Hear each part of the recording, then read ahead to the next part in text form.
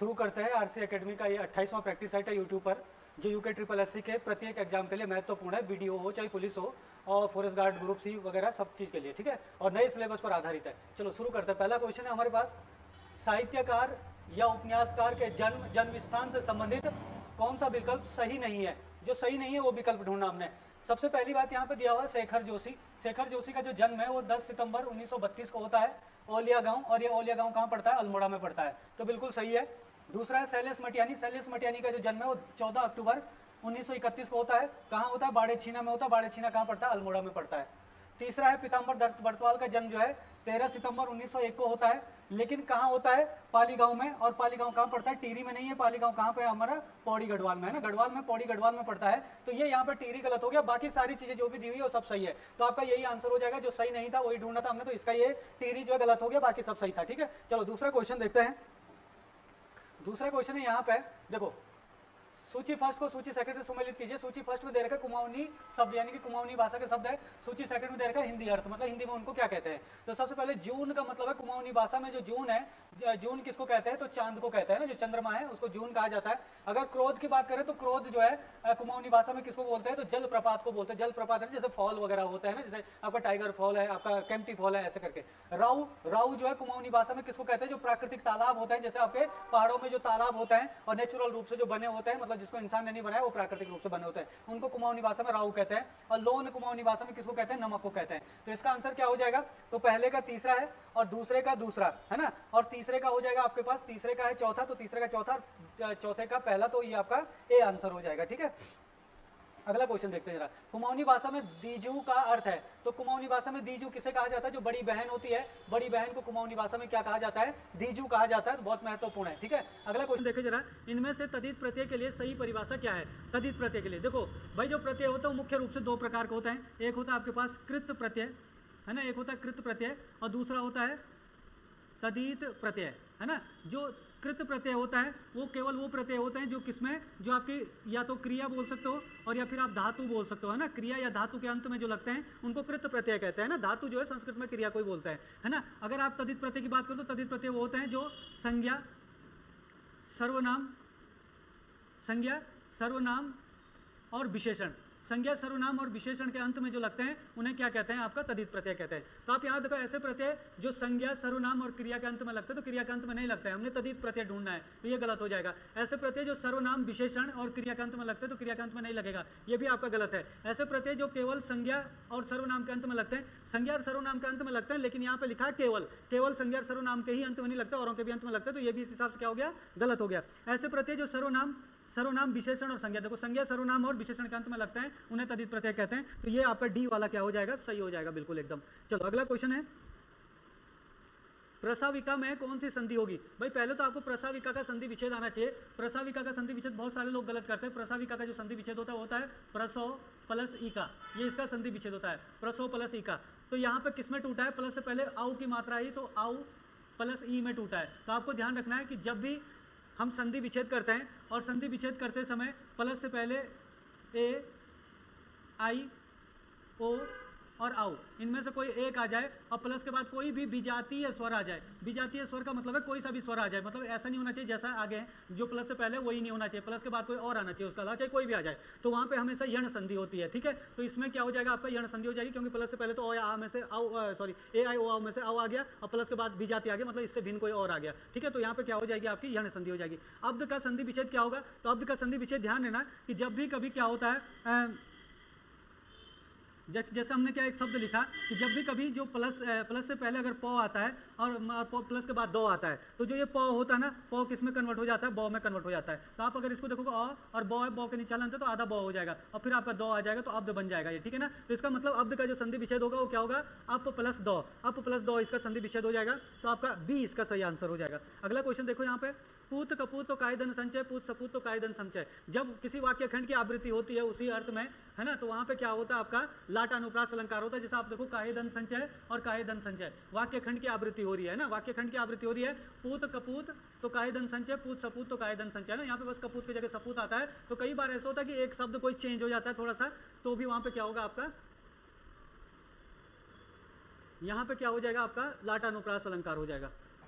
अगला क्वेश्चन है, रमेश कल दिल्ली जाएगा। इस वाक्य में रेखांकित शब्द है। रेखांकित शब्द का मतलब यहाँ पे जो है कल से, कल रेखांकित शब्द है, तो ये क्या है आपका, संज्ञा है या क्रिया विशेषण है, या संज्ञा विशेषण या कर्म है, तो ऑप्शन से पहले बार हो गया। लेकिन संज्ञा मतलब किसी का नाम हो सकता है, किसी स्थान का नाम हो सकता है, किसी व्यक्ति का नाम हो सकता है, किसी पशु का नाम हो सकता है, लेकिन जो है कल कोई वस्तु का नाम नहीं है, किसी ना किसी व्यक्ति का नाम है। दूसरी विशेषता जो बताता है उन्हें क्रिया विशेषण कहते हैं। यहाँ पे रमेश कल दिल्ली जाएगा, तो रमेश का जो कल दिल्ली जाना है वो कह रहा है कि रमेश दिल्ली जो जाएगा वो जाएगा, तो क्या है आपका क्रिया। इस क्रिया की विशेषता बता रहा है कि रमेश दिल्ली कब जाएगा, तो कल जाएगा, तो कल जो है क्रिया की विशेषता बता रहा है, तो ये क्रिया की जो विशेषता बताने वाले शब्द होते हैं उन्हें क्रिया विशेषण कह रहे हैं, तो इसका आंसर क्या हो जाएगा, बी हो जाएगा। अगला क्वेश्चन देखो, इंद्रिय शब्द का विशेषण शब्द होगा, तो इंद्रिय शब्द का देखो, इंद्रिय है ना, इंद्रिय नहीं होता, इंद्रिय तो क्या कहते हैं अपने आप में शब्द हो गया, इंद्रिक भी नहीं होता, इंद्रिय भी नहीं, इंद्रिय होता है, तो इंद्रिय शब्द का विशेषण क्या होगा आपके पास, इंद्रिय होगा, तो डी इसका आंसर हो जाएगा। अगला क्वेश्चन है, औदार्य की तरह व्यवहार शब्द से कौन सा शब्द ठीक है, मतलब जो औदार्य शब्द है इसकी तरह जो व्यवहार शब्द है से, मतलब इसके जैसा जो औदार्य की तरह जो व्यवहार का शब्द अगर हम बनाएंगे तो कौन सा सही बनेगा, तो व्यवहार्य नहीं होता, व्यवहार्य, व्यवहार्य नहीं होता, व्यवहार्य होता है, तो ये बिल्कुल एकदम सही है, तो इसका आंसर हो जाएगा बी हो जाएगा। व्यवहारिक भी नहीं होता, मतलब व्यवहारिक क्या, व्यवहारिक भी सही शब्द है, लेकिन औदार्य की तरह बनाना तो व्यवहार्य आपका जो है बिल्कुल एकदम सही है। ठीक है, अगला क्वेश्चन देखें यहाँ पे। अगला क्वेश्चन है, इनमें से क्या कह रहा, इनमें से कौन सा कथन सत्य है। वर्णमाला के वर्ग का पहला और दूसरा अघोष होता है, मतलब जो हिंदी वर्णमाला होती है, हिंदी वर्णमाला का जो पहला और दूसरा वर्ण होता है वो अघोष होता है, तो बिल्कुल एकदम सही बोल रहा है ना। वर्णमाला का तीसरा, चौथा और पांचवा वर्ण घोष होता है, घोष जिसको हम क्या बोलते हैं, सघोष भी बोल लेते हैं, सघोष भी बोल लेते हैं, तो ये वर्णमाला का तीसरा, चौथा और पांचवा वर्ण क्या होता है, सघोष होता है। देखो अघोष और सघोष क्या होता है कि हमारा जो गला है ना, हमारे गले में दो झिल्लियां होती है, एक झिल्ली इधर है, एक झिल्ली इधर है। जब हम जो है बोलते हैं तो वायु का वेग जब पड़ता है, जो श्वास वायु होती है उसके कारण ये झिल्लियां जो है काम करके बजने लगती है, तो जिन वर्णों का उच्चारण करते समय हमारी झिल्ली में जो है कंपन पैदा होता है उन्हें कहते हैं सघोष वर्ण, और जिन वर्णों को उच्चारण में हमारे झिल्ली में जो है कंपन पैदा नहीं होता उन्हें कहते हैं अघोष वर्ण। आप देखो अगर आप बोलोगे क ख, क ख जो है गले से ही फिसल रही है आवाज, गले में कोई जोर नहीं पड़ रहा, मुंह से ही आवाज फिसल रही है। अगर आप देखोगे ग घ ग तो गले में जोर पड़ रहा है, ऐसे ही च छ मुंह से ही निकल रही है, लेकिन च छ के बाद आप देखोगे ज झ य तो गले में जोर पड़ रहा है। तो जो आपका क्या होता है हिंदी वर्णमाला का पहला और दूसरा वर्ण होता है वो क्या होता है, अघोष होता है ना। और जो हिंदी वर्णमाला का जो क्या होता है तीसरा, चौथा और पांचवा वर्ण होता है हर वर्ग का, वो क्या होता है आपके सघोष होता है, या फिर सघोष को आप क्या बोल सकते हो, घोष भी बोल सकते हैं। तो ये दोनों सही है, ये भी सही है। अघोष वर्णों की संख्या 31 होती है, ये गलत बोल रहा है भाई, अघोष वर्णों की संख्या 31 नहीं होती। देखो हम जब आपको सघोष और अघोष वर्णों की संख्या बताते हैं, जो अघोष होते हैं ना, अगर हम अघोष की बात करें तो अघोष कौन कौन से होते हैं, हिंदी वर्णमाला के वर्ग का पहला और दूसरा वर्ण। तो हिंदी वर्णमाला का जो वर्ग होता है उसमें जो है 5 वर्ण होते हैं ना, प्रत्येक वर्ग में 5 वर्ण होते हैं, तो पहले और दूसरे में 5-5 हो जाएंगे, तो 10 तो हो जाएंगे वो, है ना। फिर आपका देखना हमारा जो ऊष्म व्यंजन होते हैं ना, ऊष्म व्यंजन भी क्या होते हैं, अघोष ही होते हैं, लेकिन सारे के सारे ऊष्म व्यंजन अघोष नहीं होते। आपके 3 होते हैं, कौन कौन से, श, श और श। बाकी जो है हौ किस में जाता है, हौ सगोश में जाता है। तो ये कितने हो जाएंगे आपके, 10 और 3 13 हो जाएंगे, तो 13 हो जाएगी इनकी संख्या। लेकिन अगर हम सगोश की संख्या देखें, सॉरी अगर हम क्या कहते हैं इसमें, ये आपके क्या हो गया, अघोष हो गया ना। अघोष की संख्या जो 31 नहीं होती क्या होती है, अघोष की वर्णों की संख्या जो 31 नहीं होती कितनी होती है, 13 होती है। अगर हम सगोश की संख्या देखें तो सगोश हमारे कौन कौन से होते हैं, सगोश हमारा क्या होता है, तीसरा, चौथा और पांचवा वर्ण होता है। अब तीसरा, चौथा और पांचवा वर्ण होता है सगोश में, तो आप लोग देखना कि यहाँ पे आपके क्या हो जाएंगे, सारे के सारे सगोश जो होंगे, सगोश में अगर हिंदी वर्णमाला के वर्ग की बात करें तो वर्ग में आपके 3 होंगे, तो 3 इसमें 3 इसमें 3 इसमें, तो 5 या 15, सॉरी 5 इसमें होंगे, 5 इसमें 5 इसमें, तो 15 तो हो गए। सारे के सारे स्वर भी क्या होते हैं आपके, सारे के सारे स्वर भी सगोशी होते हैं, है ना। तो इसमें भी कितने हो जाएंगे आपके पास, इसमें हो जाएंगे स्वर हो जाएंगे 11। इसके अलावा जो आपका एक अंतस्थ व्यंजन हो जाएंगे, अंतस्थ व्यंजन मतलब य और ल 4 हो जाएंगे ये, और एक हो जाएगा आपके पास ह, एक हो जाएगा ह, तो कितने हो जाएंगे 15 और 11 26, 26 4 30 और 3 33, 30 और 1 31, तो 31 आपके क्या होते हैं, 31 अघोष नहीं होते, 31 क्या होते हैं, सगोष होते हैं। और जबकि अघोष कितने होते हैं आपके पास, 13 होंगे। तो आपका आंसर क्या हो जाएगा, पहला और दूसरा सही है, तो ए इसका सही आंसर हो जाएगा। ठीक है, अगला क्वेश्चन देखते हैं।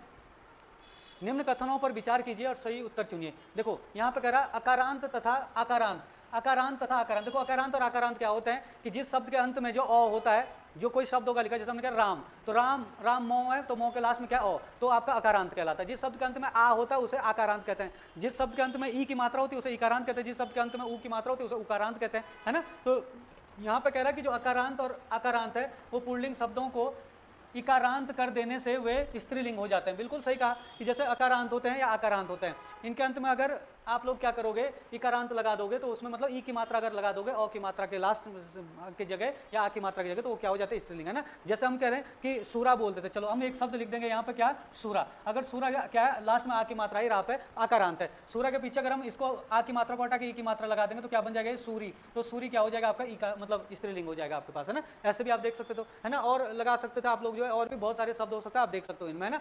जाति बोधक शब्दों के अंत में, मतलब जाति बोधक शब्द, जातिवाचक संज्ञा की बात कर रहा है कि अंतिम स्वर को लोप कर उसमें कहीं इन और कहीं पे आइन प्रत्यय लगाकर जो है स्त्रीलिंग बनाया जाता है। बिल्कुल एकदम सही कह रहा है ये भी, क्योंकि आप लोग देखना, जैसे सपोज हमने एक शब्द लिखा, जैसे हमने लिखा आपका ठाकुर, जो ठाकुर था, ठाकुर का क्या हो गया आपका, ठकुराइन हो गया, तो ये बिल्कुल एक हिसाब से आपका स्त्रीलिंग बन गया, है ना। धन के लास्ट में आप जो है इन प्रत्यय लगाओगे तो क्या हो जाएगा, धनी लग गया तो धनीन बन गया, ये तो स्त्रीलिंग बन गया। तो इस तरीके से ये भी सही है, ये भी सही है, ठीक है। तो आपके क्या हो जाएगा, पहला और दूसरा दोनों सही, तो सी इसका आंसर हो जाएगा। अगला क्वेश्चन देखें यहाँ पे,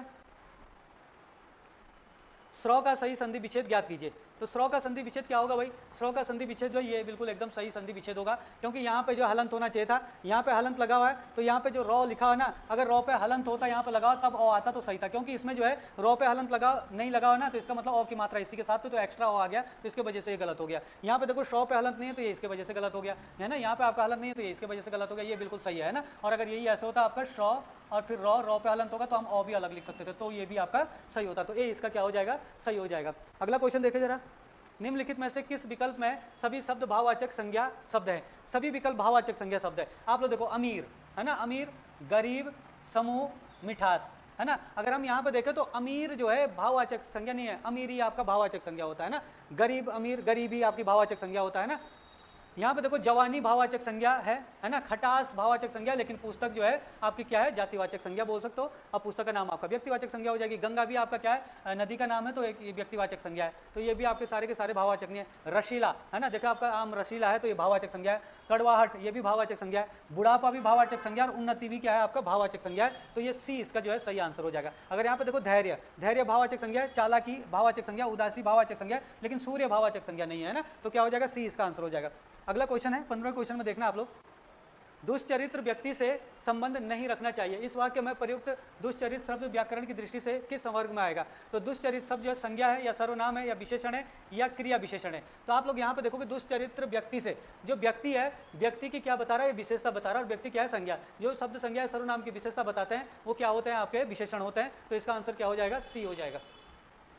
अगला क्वेश्चन यहाँ पे, भले और महान लोग उचित और संयमित व्यवहार करते हैं, प्रयुक्त वाक्य में कितने विशेषण और विशेष्य होते हैं। देखो भाई, सबसे पहली बात कि अगर हम देखें भले और महान की बात करें तो जो ये लोग है, ये लोग जो है, जो लोग हैं, लोगों की विशेषता बता रहा कौन, महान भी बता रहा है और भले भी बता रहा है। जो भला है वो लोगों, भला और महान क्या है, लोगों की विशेषता बता रहा है। और अगर हम यहाँ देखेंगे किसी का व्यवहार कैसा है, तो व्यवहार की विशेषता बता रहा है संयमित और उचित। संयमित और उचित जो है दोनों व्यवहार की विशेषता बता रहे हैं। तो जो ये व्यवहार है ये आपका क्या हो जाएगा, विशेष्य। जिसकी विशेषता बता रही जाती है वो विशेष्य होता है। जो लोग है ये भी आपका क्या है, विशेष्य है ना। और अगर हम बात करें तो दो तो हो गए इसमें विशेष्य, और अगर हम यहाँ पे देखें तो भले विशेषण है, महान भी विशेषण है, उचित भी विशेषण है और संयमित भी विशेषण है। तो 4 विशेषण है और 2 विशेष्य है इसमें, तो डी इसका क्या हो जाएगा, आंसर हो जाएगा भाई। चलो अगला क्वेश्चन देखते हैं, रचनाएं और उनसे संबंधित रचनाकारों के लिए सही मिलान कीजिए।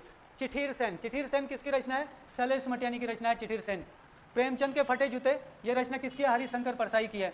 मेरा पहाड़ रचना किसकी है, शेखर जोशी की है। हरिया हरक्यूलिस की हैरानी, ये किसकी रचना है, तो मनोहर श्याम जोशी की है। तो पहले का दूसरा, दूसरे का पहला, तीसरे, ये वाला आपका हो जाएगा, पहले का दूसरा, दूसरे का पहला, तीसरे का चौथा, चौथे का तीसरा, तो सी इसका आंसर हो जाएगा। अगला क्वेश्चन है, कबीर ग्रंथावली और रामचंद्रिका पुस्तकों का संकलन किसने किया था। तो कबीर ग्रंथावली और रामचंद्रिका पुस्तकों का जो संकलन किया था वो पीताम्बर दत्त बड़तवाल ने किया था भाई। वेरी वेरी इंपॉर्टेंट है, तो ए इसका क्या हो जाएगा, आंसर हो जाएगा। ठीक है, अगला क्वेश्चन है यहाँ पे, ये 19वां क्वेश्चन होगा। ये थोड़ा सा यहाँ पे गलत गड़बड़ हो गया भाई, आपका 19वां ये यहाँ पे होगा। ठीक है, देखो, विभिन्न प्रकार के सरकारी नियमों, आदेशों, घोषणाओं को तथा राजपत्रीय अधिकारियों, जैसे गजेटेड होता है जो है ना, तदाबदले, मतलब जो तदाबदले का मतलब होता है ट्रांसफर, है ना, नियुक्तियां, छुट्टी, पर जाने की सूचनाओं को राजपत्र गजट में प्रकाशित करके जनसाधारण तक पहुंचाने के लिए इसका प्रयोग किया जाता है। मतलब किसका प्रयोग किया जाता है इनमें से, तो इसको कहते हैं आपका अधिसूचना। तो इसको अधिसूचना का प्रयोग किया जाता है भाई, ठीक है ना। तो ये थोड़ा सा ध्यान रखना है ना। पृष्ठांकन जो है पृष्ठ से संबंधित है। अनुस्मरण मतलब जो याद दिलाने वाला होता है, जैसे किसी लेटर का कोई जवाब नहीं देते तो दोबारा जो उस लेटर को भेजा जाता है तो उसको अनुस्मरण कहता है। ज्ञापन आप जानते होंगे, ज्ञापन जैसे विज्ञापन जारी किया जाता है तो ज्ञापन हो गया ना। अगला क्वेश्चन यहाँ पे 20वां, बोलने वालों की दृष्टि से हिंदी की सबसे बड़ी बोली कौन सी है। तो देखो भाई हिंदी की जो है 18 बोलियां हैं, है ना। और 18 बोलियों में अगर देखा जाए तो हिंदी की 5 उपभाषाएं हैं। हिंदी की 5 उपभाषाएं जैसे आपकी क्या होती है, पहाड़ी हिंदी है, पहाड़ी हिंदी की 3 बोलियां आती है। इसके बाद जो आपकी पश्चिमी हिंदी है, राजस्थानी को ले लो, राजस्थानी हिंदी की 4 बोलियां आती है। पश्चिमी हिंदी की 5 बोलियां आती है। पूर्वी हिंदी की 3 बोलियां आती है और एक है आपकी बिहारी हिंदी। बिहारी हिंदी के अंतर्गत 3 बोलियां आती है। तो आपकी टोटल जो है 18 बोलियां। उन 18 बोलियों में जो बोलने वालों जो भारत में सबसे ज़्यादा जो बोली जाती है वो किसको बोली जाती है, भोजपुरी। यानी कि बोलने वालों की दृष्टि से सबसे बड़ी जो बोली है हिंदी की वो भोजपुरी है। भोजपुरी हिंदी की बोली है, ठीक है ना। बाकी अगर ब्रज भाषा की बात करोगे तो पश्चिमी हिंदी के अंतर्गत आती है। खड़ी बोली भी पश्चिमी हिंदी के अंतर्गत आती है और अवधी आपकी पूर्वी हिंदी के अंतर्गत आती है ना। ये दोनों के दोनों ही जो है पश्चिमी हिंदी के अंतर्गत आती है ना। और ये वाली आपकी क्या आती है, पूर्वी हिंदी के अंतर्गत आती है ना। पूर्वी हिंदी के अंतर्गत आती है। और ये आपकी क्या है, बिहारी हिंदी के अंतर्गत। भोजपुरी किस में आती है, बिहारी में आती है, बिहारी हिंदी के अंतर्गत आती है, ठीक है। तो ये चीज़ें भी आपको ध्यान रखना। तो डी इसका आंसर हो जाएगा। अगला क्वेश्चन देखना, विलुप्त संख्या ज्ञात कीजिए। यहाँ पे विलुप्त संख्या ज्ञात करनी है भाई। आप लोग देखना, एक तो आपके पास ये 64 लिखा हुआ है ना, फिर ऐसे इन अनुपात लगा तो 513 लिखा हुआ है, फिर समानुपात लगा, फिर 144 लिखा हुआ है और फिर यहाँ पे क्वेश्चन मार्क है। तो यहाँ पे क्या आएगा ये देखना थोड़ा सा, जो 64 है वो 8 का स्क्वायर है, 8 8 64। फिर उसने यहाँ पे क्या किया है ना, जो 64 है वो किसका 8 का स्क्वायर है। यहाँ पे क्या किया उसने कि 8 का क्यूब किया है उसने, और 8 के क्यूब में 1 जोड़ दिया तो कितना आ जाएगा 513। 8 का जो क्यूब होता है वो 512 होता है और उसमें आप 1 जोड़ दोगे तो 513 हो जाएगा आपका, ठीक है। आप देख लेना करके। अगर 44 देखें तो 44 किसका 12 का स्क्वायर है। तो इसका मतलब यहाँ पे क्या आना चाहिए, जैसे हमने यहाँ पे देखो 8 का स्क्वायर था, यहाँ पे 8 का क्यूब किया और उसमें 1 जोड़ा, तो यहाँ पे भी क्या हो जाएगा 12 का क्यूब हो जाएगा और उसमें 1 जोड़ोगे। जो 12 का क्यूब होता है वो होता है 12 का जो क्यूब होता है वो होता है आपका 1728 और 1728 में 1 जोड़ोगे तो आपका 1729 आंसर हो जाएगा। तो आपका बी जो है क्या हो जाएगा, इसका आंसर हो जाएगा। तो इसको देख लेना है ना। अगला क्वेश्चन है 22वां क्वेश्चन में कह रहा, मोहन 15 किलोमीटर उत्तर दिशा की ओर चलता है। भाई आपको पता ही होगा कि हमारे पास जो 4 दिशाएं होती है कौन कौन सी होती है। ये आपकी पूर्व दिशा होती है, ये पश्चिम दिशा होती है, ये उत्तर दिशा होती है और ये दक्षिण दिशा होती है। तो कह रहा है कि मोहन 15 किलोमीटर उत्तर दिशा की ओर चलता है। सपोज मोहन यहाँ था, 15 किलोमीटर उत्तर दिशा की ओर चलता तो इधर को चले जाएगा, ये 15 किलोमीटर हो गया है ना। फिर वह अपने बाएं मुड़ जाता है, जब इधर को जा रहा है तो बायां उसका इधर को जाएगा, बाएं मुड़ता है और 10 किलोमीटर चलता है। तो इधर को बाएं मुड़ता है, 10 किलोमीटर चलता है, तो चलो 10 किलोमीटर यहाँ पे पहुंच गया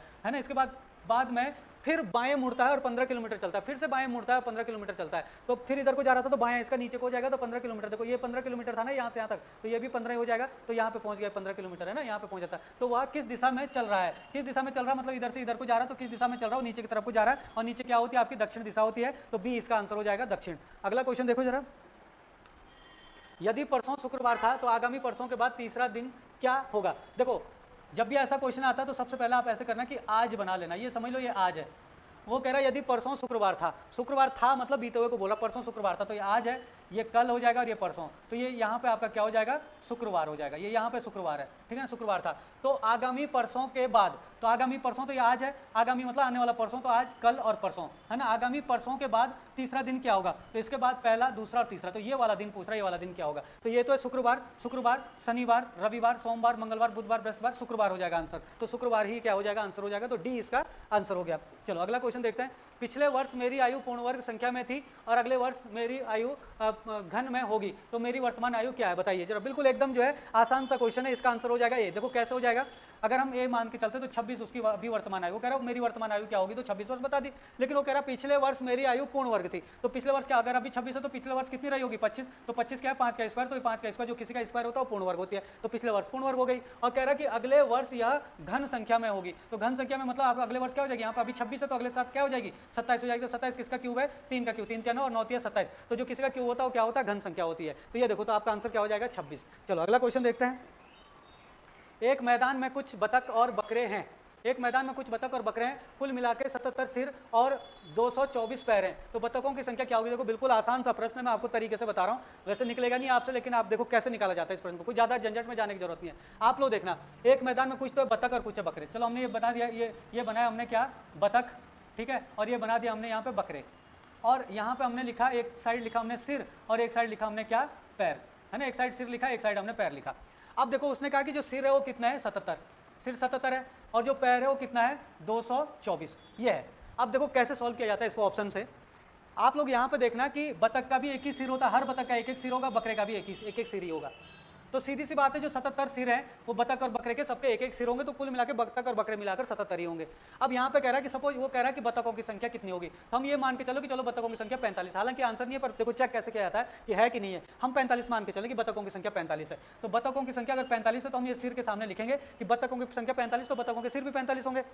तो जब आपके 77 सिर है टोटल, तो बतख और बकरे मिला के 77 ही होंगे। तो जब 45 बतख है तो बकरे कितने होंगे, तो 77 में से 45 को माइनस करो जरा, तो 7 में से 5 गया 2 और 7 में से 4 गया तो 3, 32 आपके बकरे होंगे और 45 बतख होंगे, तब जाके इनको मिला के क्या इतने सिर बनेंगे। लेकिन अब पैरों की संख्या जो है, अगर हम अब इसको कैलकुलेशन करेंगे तो पैरों की संख्या कितनी आनी चाहिए 224। अगर 224 पैरों की संख्या आ जाएगी तो हमारा 45 सही होगा आंसर, और अगर 224 नहीं आएगा तो हम दूसरा सोचेंगे कैसे आएगी, क्योंकि एक बतख के कितने सिर होते हैं, एक बतख के सॉरी कितने पैर होते हैं, तो एक बतख के जो है 2 ही पैर होते हैं ना, बतख के कितने पैर होते हैं 2, तो 2 से मल्टीप्लाई करेंगे इसमें तो कितना हो जाएगा 45 दूनी 90, 90 पैर तो हो गए बतख के, और बकरे के एक बकरे के कितने पैर होते हैं 4, तो इसमें 4 की मल्टीप्लाई करेंगे तो 4 दूनी 8 और 3 दूनी 4 तिया 12, ये हो गया 128, 128 और 90 को जोड़ोगे तो 8 और 9 और 2 11 और 2 और 2 118, 218 आ रहा है। तो इसका मतलब यहाँ पे हमारा कितना आना चाहिए था 224 आना चाहिए था, तो इसका मतलब ये गलत है।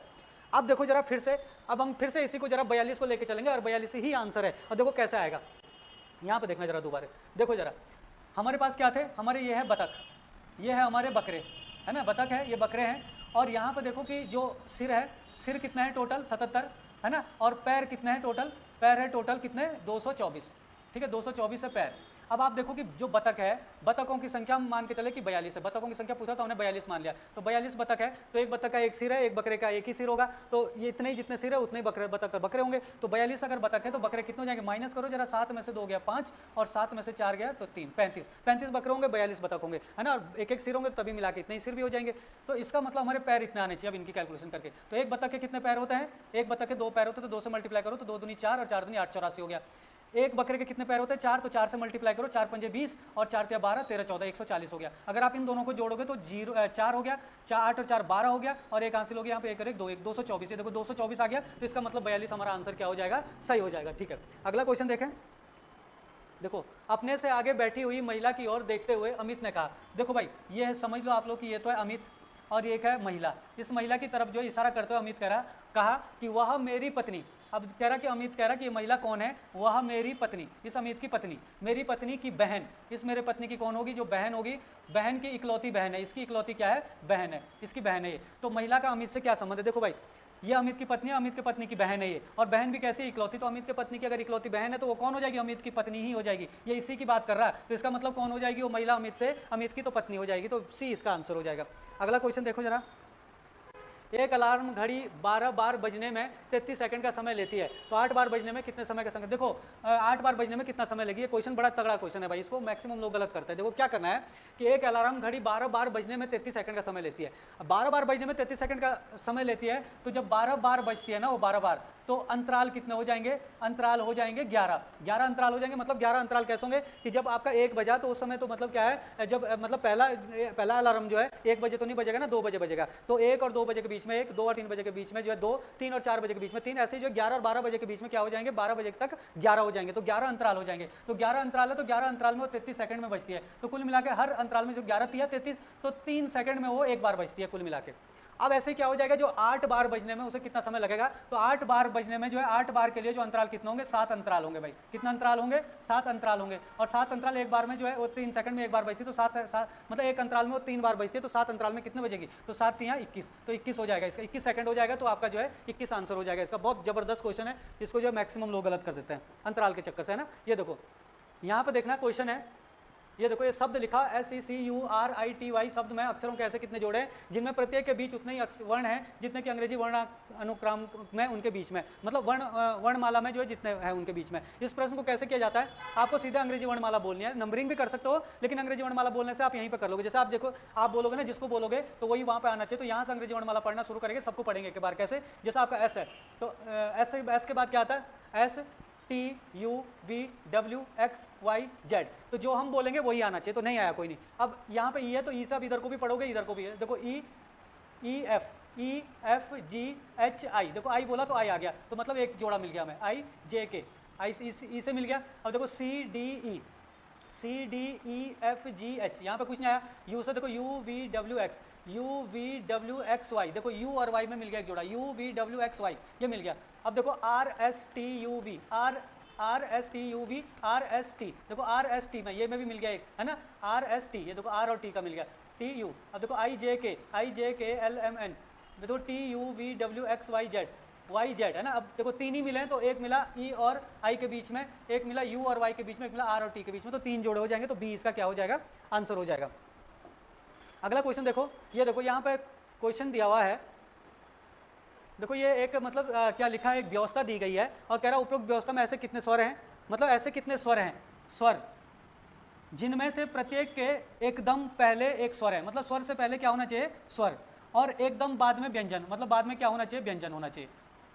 कितने ऐसे जोड़ाएंगे, तो देखो यहाँ पे ये स्वर है, इससे पहले कोई स्वर है ही नहीं, है ना। आप देखो ये स्वर है, इससे पहले भी स्वर नहीं है।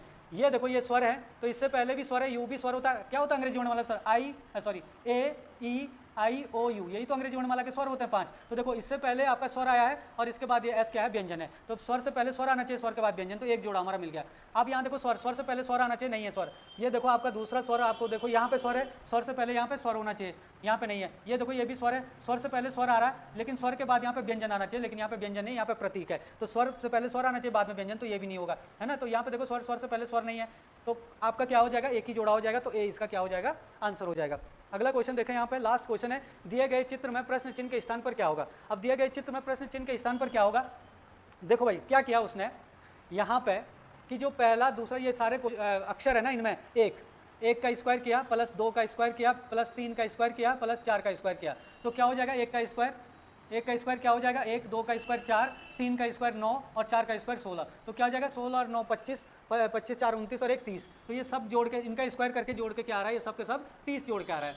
इसमें भी देखो जरा, 2 का स्क्वायर करोगे तो 2 दूनी 4, 3 का स्क्वायर करोगे तो 3 तिया 9, 4 का स्क्वायर करोगे तो 4 चौक 16 और 1 का स्क्वायर करोगे तो 1 एकम 1, तो 9 और 4 13, है ना, 9 और 4 13, 13 और 1 14, 14 और 16 क्या हो रहा है 30, तो ये भी जोड़ के आपका क्या आ रहा है 30 आ रहा है। अगर आप यहाँ पे भी देखोगे तो 7 का स्क्वायर करोगे तो 7 7 49, 7 7 49, 3 का स्क्वायर करोगे तो 3 तिया 9, लेकिन यहाँ पे माइनस लगा हुआ है, फिर यहाँ पे 3 का स्क्वायर करोगे 3 तिया 9, यहाँ पे भी माइनस लगा, इस पर करोगे 1 का स्क्वायर करोगे तो 1 एकम 1, तो ये देखो आप लोग, तो 49 और 1 50 और 9 9 18, 50 में से 18 गए तो 30, तो ये भी आपका क्या हो जाएगा 30। ऐसे ही यहाँ पे देखो 5 का स्क्वायर करेंगे तो 25, है ना, 1 का स्क्वायर करोगे तो आपका 1 और 0 का स्क्वायर करोगे तो 0 आएगा, तो 25 और 1 26 आ रहा है। तो अब यहाँ पे कितना होना चाहिए था हमारा, 2 होना चाहिए, क्योंकि 2 का स्क्वायर करेंगे तो 4 आएगा और 26 और 4 कितना हो जाएगा 30, तो 2 होना चाहिए, तो सी इसका क्या हो जाएगा, आंसर हो जाएगा।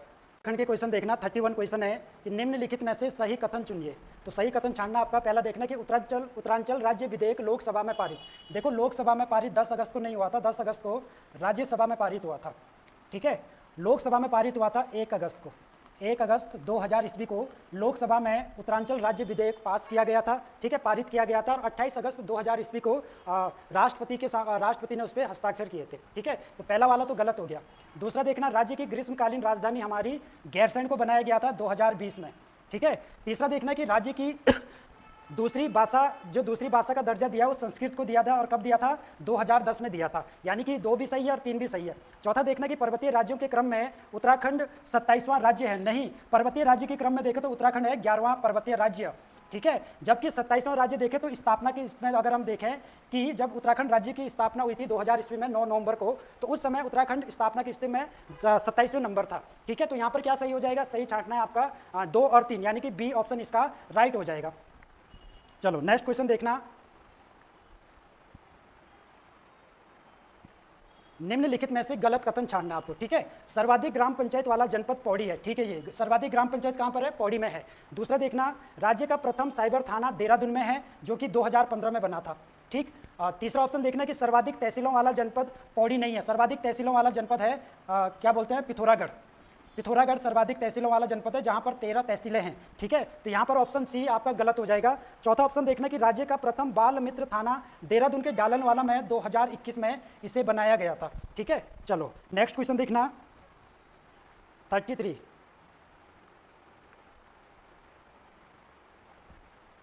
निम्नलिखित में से कौन सा सही सुमेलित है, सही सुमेलित छानना आपको यहाँ पर, ठीक है। राज्य सूचना आयोग का गठन 3 अक्टूबर 2005 को हुआ था, तो पहला ही ऑप्शन आपका सही हो गया भाई, ठीक है। दूसरा देखना,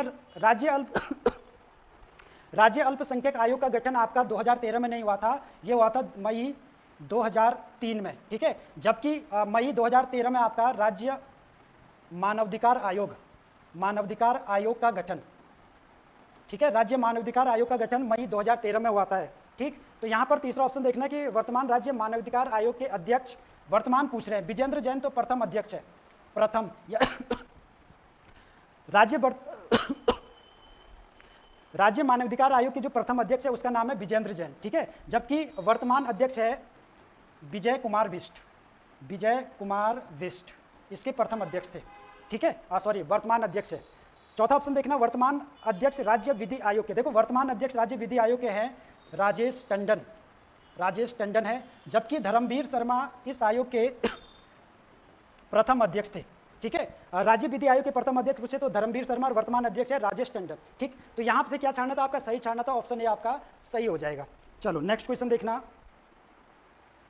समुद्रगुप्त की प्रयाग प्रसिद्धि में उत्तराखंड प्रांत का नाम मिलता है, ठीक है। देखो उत्तराखंड का नाम अलग अलग जगह, अलग अलग वेदों में, महाभारत, रामायण, ठीक है, बौद्ध ग्रंथ, जैन ग्रंथ में अलग अलग नाम से अलग अलग वर्णन मिलता है। तो यहाँ पर पूछ रहा है समुद्रगुप्त की प्रयाग प्रसिद्धि में उत्तराखंड प्रांत का नाम मिलता है। देखो उत्तराखंड प्रांत का नाम मिलता है करतरपुर या फिर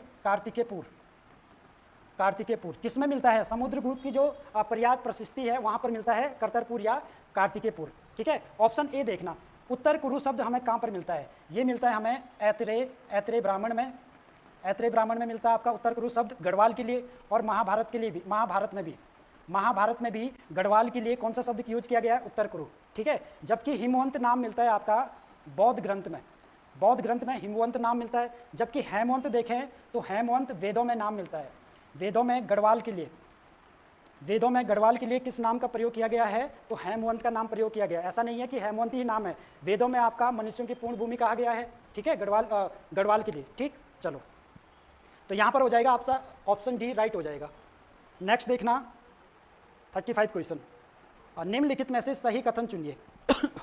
कुमाऊं में नए सिरे से सामाजिक व्यवस्था स्थापित करने हेतु धर्म निर्णय, देखो ये पुस्तक ही होगा, धर्म निर्णय पुस्तक किसने लिखवाई, सोमचंद। देखो सोमचंद नहीं होगा इसका आंसर, ठीक है, इसका आंसर हो जाएगा आपका रुद्रचंद वो राजा है जिसने कुमाऊं में नए सिरे से सामाजिक व्यवस्था की स्थापना की थी। अगर ऐसे पूछे कि कुमाऊं में सामाजिक व्यवस्था, प्रथम बार सामाजिक व्यवस्था करने वाला राजा कौन है, फिर आपका आंसर हो जाएगा सोमचंद, ठीक है। अगर ऐसे पूछे नए सिरे से सामाजिक व्यवस्था की स्थापना करने वाला, फिर रुद्रचंद आंसर आ जाएगा, ठीक। तो ये वाला ऑप्शन तो आपका गलत हो गया। बी देखना, कुमाऊं के इतिहास में पवाड़े विशेष प्रसिद्ध है, किसके पवाड़े प्रसिद्ध है भाई, तो वो है भारती चंद के पवाड़े प्रसिद्ध है आपका कहाँ पर, कुमाऊं में। तो आपका बी आंसर आपका राइट हो जाएगा, यानी कि सही छाड़ना आपको।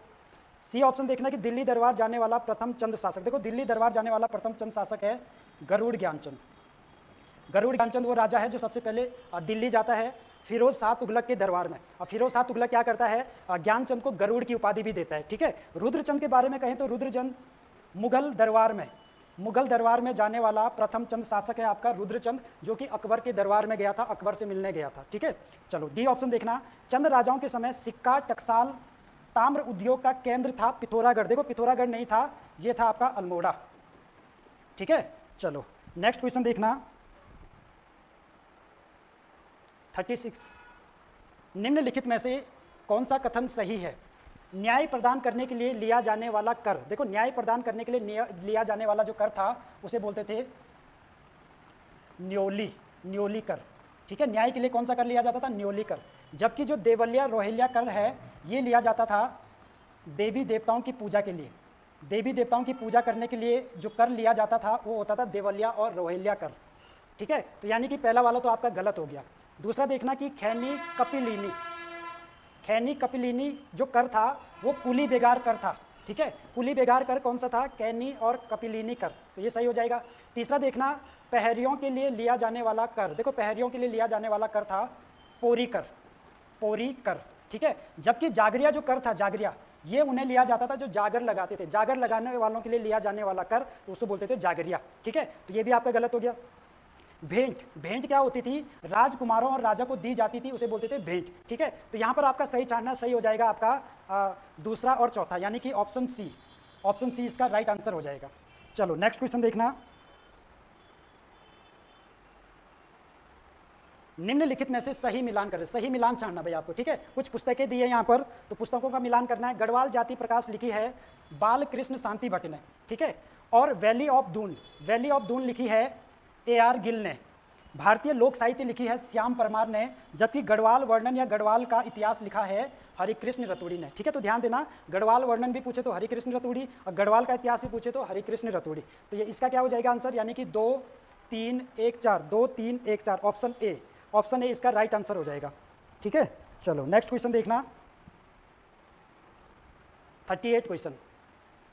निम्नलिखित में से कौन सा निम्नलिखित में से गोरखा काल से संबंधित गलत कथन छानना आपको, यहाँ पर ध्यान देना, गलत छानना आपको, ठीक है। देखो गोरखा काल में जो कटवा होते थे, कटवा यानी कि उन्हें ब्राह्मण दास को बोला जाता था कटवा, ठीक है। दूसरा देखना, कर वसूलने के नियम, देखो कर वसूलने के जो नियम थे गोरखा काल में उसे बोला जाता था बलि, ठीक है। सलामी क्या होता था, सलामी एक प्रकार का नजराना होता था, नजराना, ठीक है। नजराना क्या होता था, सलामी होता था। शिल्पकर्मी कौन होते थे, क्या बोलते हैं, गोरखा काल में जो शिल्पकर्मी होते थे उन्हें कहा जाता था आपका कामी।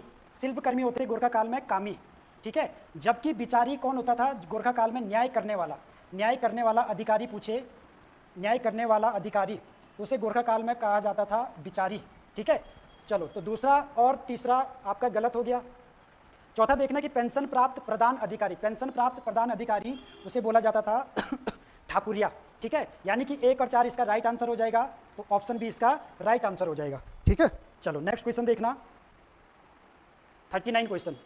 निम्नलिखित में से किस महिला को भारत छोड़ो आंदोलन के दौरान प्रशासन द्वारा अल्मोड़ा की सबसे खतरनाक व्यक्ति की संज्ञा दी गई, तो वो महिला थी आपकी सरला बहन, ठीक है। बाकी ऑप्शन ए देखना, तुलसी देवी। इन्होंने एक नारा दिया था, रो नहीं आगे बढ़ो, रो नहीं आगे बढ़ो। नारा किसने दिया था, तुलसी देवी ने। ये पूछा भी गया है एग्जाम में, ठीक है। मीरा बहन महात्मा गांधी की शिष्य थी, इसने ऋषिकेश में पशुलोक की स्थापना की थी, पशुलोक, ठीक। बाकी मालती देवी जो थी 1942 की क्रांति के समय इन्होंने नेतृत्व किया था कुमाऊं में, मालती देवी ने। चलो नेक्स्ट क्वेश्चन देखना, निम्नलिखित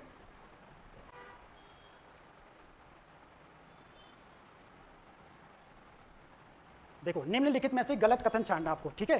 तो यहाँ पर देखना, डोला पालकी आंदोलन किससे था भाई, शिल्पकारों से था, ठीक है। कनकटा बैल आंदोलन ये भ्रष्टाचार से था, ये भी ठीक है। बाकी गलत आपका हो जाएगा ऑप्शन सी, कोटा खर्रा आंदोलन। देखो ये मजदूरों से नहीं था, ये था हमारे राज्य में तराई क्षेत्र में सीलिंग कानून लागू करने के लिए भूमिहीनों को भूमि वितरण कराने से ये आंदोलन शुरू किया गया था, ठीक है। तो जो कोटा खर्रा आंदोलन था वो भूमिहीनों को भूमि वितरण कराने से था, यानी कि कौन सा कानून लागू कराने से, सीलिंग कानून तराई क्षेत्र में लागू कराने से, ठीक है। रवाई आंदोलन किससे था भाई, रवाई आंदोलन वन अधिकारों से था। 30 मई 1930 को नरेंद्र शाह के शासनकाल में ये आंदोलन होता है टिहरी रियासत में, ठीक है। चलो नेक्स्ट क्वेश्चन देखना, 41। निम्नलिखित में से सही कथन चुनिए, ठीक है। तो सही कथन देखना यहाँ पर, उत्तराखंड क्रांति दल का गठन मसूरी में 1979, तो पहला ही आंसर आपका सही हो जाएगा, ठीक है। गढ़वाल जागृत संस्था की स्थापना 1939 में होती है, ठीक है। प्रताप सिंह नेगी इसके प्रमुख होते हैं। बाकी उत्तराखंड मुक्ति मोर्चा का गठन होता है 1991 में, ठीक है। 1970 में कुमाऊं राष्ट्रीय मोर्चा का गठन होता है, ठीक। बाकी उत्तरांचल परिषद का गठन होता है 1972, जबकि 1976 में होता है उत्तराखंड युवा परिषद का गठन 1976 में होता है, ठीक है। तो बाकी इसका आंसर आपका ऑप्शन ए हो जाएगा। नेक्स्ट क्वेश्चन देखना, 42।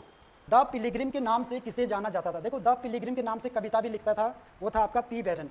और पी बैरन जिन्होंने नैनीताल की खोज किया, नैनीताल जेल की खोज करने वाले पी बैरन। बद्रीदत्त पांडे को बोला जाता है कुर्मांचल केसरी, ठीक है। बाकी गोविंद बल्लभ पंत को बोला जाता है हिमालय पुत्र, ठीक। बाकी रेमजे का नाम, ये कुमाऊं का बेताज बादशाह भी बोला जाता है रेमजे को, और रामजी के नाम से भी इन्हें जाना जाता है। चलो नेक्स्ट क्वेश्चन देखना, 43 क्वेश्चन। निम्न में से कौन सा जनपद नेपाल की सीमा से लगा है, ठीक है। तो नेपाल की सीमा से 3 जनपद लगते हैं, पिथौरागढ़ लगा है, ठीक है। इसके अलावा आपका चंपावत लगा है, चंपावत के बाद आपका उधम सिंह नगर लगा है।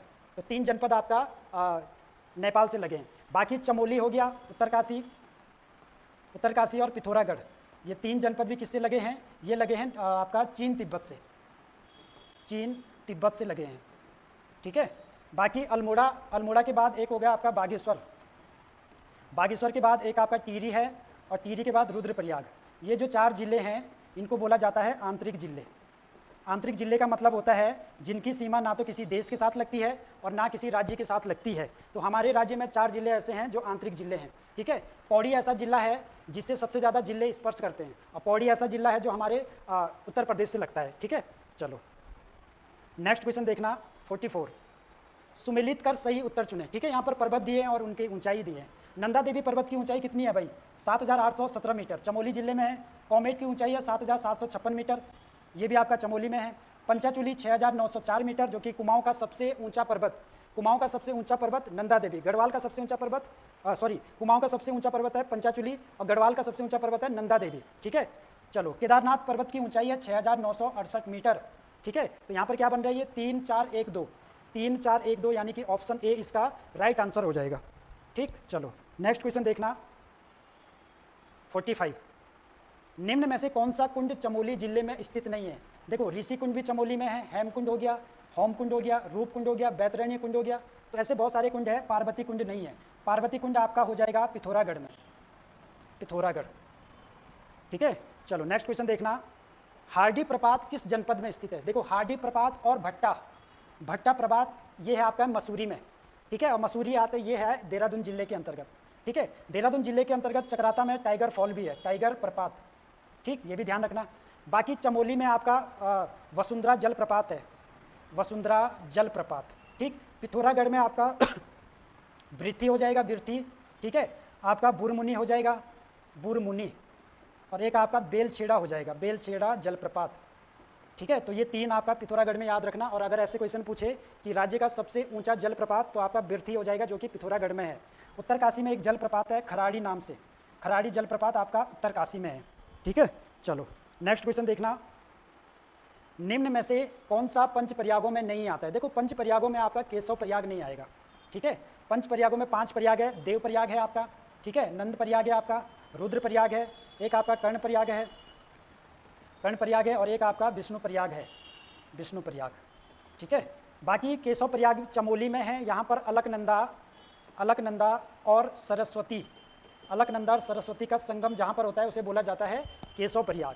और सरस्वती नदी अलकनंदा की सहायक नदी है, जो कि कामेट पर्वत के देवताल से निकलती है, ठीक है। बाकी देवप्रयाग में आपका अलकनंदा और भागीरथी का संगम होता है। नंद प्रयाग में आपका अलकनंदा और नंदाग्नि का संगम होता है। रुद्रप्रयाग में आपका अलकनंदा और मंदाकिनी का संगम होता है। कर्ण प्रयाग में आपका होता है अलकनंदा और पिंडर का संगम, जबकि विष्णु प्रयाग में अलकनंदा और पश्चिमी धौली गंगा का संगम होता है। तो ये 5 प्रयाग है। चलो नेक्स्ट क्वेश्चन देखना,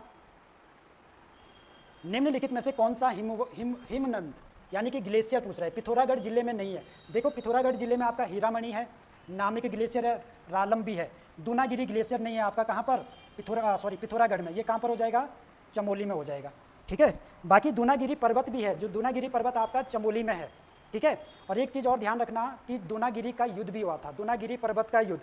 दूनागिरी पर्वत के पास एक युद्ध होता है आपका, जब रोहिलाओं ने कुमाऊं पर आक्रमण किया। देखो रोहिलाओं ने कुमाऊं पर आक्रमण किया था 1743 ईस्वी में। उस समय चंद वंश का राजा था कल्याण चंद चतुर्थ, ठीक है। और कल्याण चंद चतुर्थ अपने राज्य से भागकर गढ़वाल चला जाता है, जैसे ही रोहिला वहाँ पर आते हैं। और जैसे ही कल्याण चंद चतुर्थ गढ़वाल जाता है, तो गढ़वाल का राजा उस समय होता है प्रदीप शाह। तो प्रदीप शाह कल्याण चंद की हेल्प करता है, सहायता करता है। तो कल्याण चंद की सेना और प्रदीप शाह की सेना एक साथ युद्ध लड़ती है रोहिलाओं के साथ 1743 में। उस युद्ध को बोला जाता है दूनागिरी का युद्ध, ठीक है। तो ध्यान रखना ये चीज़। चलो नेक्स्ट क्वेश्चन देखना, राज्य का सर्वाधिक क्षेत्रफल वाला वन्य जीव विहार कौन सा है, ठीक है। तो राज्य का सर्वाधिक क्षेत्रफल वाला वन्य जीव विहार है केदारनाथ वन्य जीव विहार, जो कि चमोली प्लस रुद्रप्रयाग 2 जिलों के अंतर्गत आता है, ठीक है। इस वन्य जीव विहार की स्थापना आपकी हुई थी 1972 में, ठीक है। और इसका क्षेत्रफल है 975 वर्ग किलोमीटर। देखो ये नई परीक्षा वाणी के अनुसार है, पुरानी परीक्षा वाणी जो थी उसमें 957 वर्ग किलोमीटर दिया था, जबकि नई में दिया है 975 वर्ग किलोमीटर, ठीक है। बाकी गोविंद वन्य जीव विहार जो कि 1955 में बनता है और उत्तरकाशी में है, इसका क्षेत्रफल है 485 वर्ग किलोमीटर, ठीक है। बाकी अस्कोट वन्य जीव विहार है, ये आपका पिथौरागढ़ में है और इसकी स्थापना हुई थी 1986 में। इसका क्षेत्रफल लगभग 600 वर्ग किलोमीटर के आसपास है, ठीक है। सोना नदी वन्य जीव विहार जो कि पौड़ी में है, इसकी स्थापना हुई थी 1987 में, ठीक है, और इसका क्षेत्रफल है 301 वर्ग किलोमीटर, ठीक। चलो नेक्स्ट क्वेश्चन देखना, नैनीताल के कालाडूंगी और रामगढ़ क्षेत्र में कौन सा खनिज मिलता है? तो यहाँ पर मिलता है भाई आपका लोहा, ठीक है, कालाडूंगी और रामगढ़ क्षेत्र में। देखो सोना आपका जो हमारे राज्य में मिलता है वो शारदा नदी, ठीक है, रामगंगा नदी, पिंडर नदी और अलकनंदा नदी के बालू में, अलकनंदा नदी, पिंडर, रामगंगा और शारदा के बालू, ठीक है, उसमें कौन सा खनिज मिलता है? सोना मिलता है, ठीक है।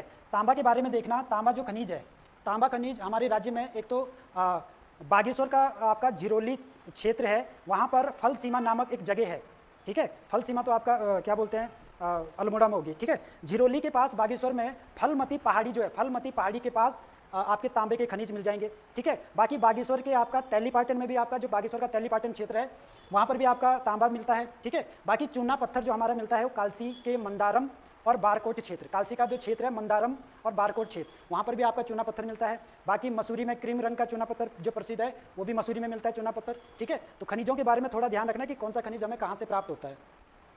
चलो नेक्स्ट क्वेश्चन देखना, निम्नलिखित में से सही कथन चुनिए, ठीक है। तो क्वार्टर्ज और ज्वालामुखी प्रकार की मिट्टी आपका कहाँ पर है? भीमताल क्षेत्र में पाई जाती है, ठीक है भैया, ठीक है। क्वार्टर्ज और ज्वालामुखी प्रकार की मिट्टी आपको कहाँ पाई जाती है? भीमताल, नैनीताल में पाई जाती है। ऑप्शन 2 देखना कि 1823 के भूमि बंदोबस्त की प्रमुख विशेषता खसरा सर्वेक्षण थी। देखो ये गलत हो जाएगा। खसरा जो सर्वेक्षण जो मुख्य विशेषता थी, ये बंदोबस्त 8वां बंदोबस्त हुआ था 1840 में और ये कराया था बैटन ने, ठीक है। 8वां बंदोबस्त, उसमें जो मुख्य विशेषता थी वो खसरा सर्वेक्षण थी, ठीक। बाकी जो 1823 का जो भूमि बंदोबस्त कराया था वो ट्रेल ने कराया था। इसे बोला जाता है 80 साला बंदोबस्त, 80 साला भूमि बंदोबस्त के नाम से जाना जाता है और इसी बंदोबस्त को प्रथम पंचशाला बंदोबस्त के नाम से भी जाना जाता है, ठीक है।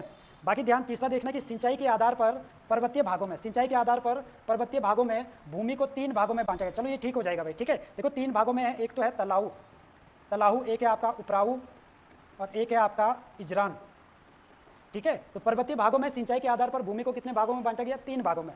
सबसे अच्छी जो जहाँ पर सिंचाई होती है उसे बोला जाता है तलाऊ भूमि, उससे कम जो सिंचाई उसे बोला जाता है उपराऊ भूमि, और जहाँ पर सिंचाई की व्यवस्था कम होती है, होती नहीं है, जंगली प्रकार की जो भूमि होती है उसे बोला जाता है इजरान भूमि, ठीक है। तो ये आपका सही हो जाएगा, पहला भी आपका सही हो जाएगा, दूसरा गलत हो जाएगा। चौथा देखना, स्थानांतरित खेती को कंटूर फार्मिंग के नाम से जाना जाता है। देखो ये गलत हो जाएगा। स्थानांतरित जो खेती होती है उसे बोलते हैं झूमिंग खेती, झूमिंग जो खेती है वही स्थानांतरित खेती को कहा जाता है।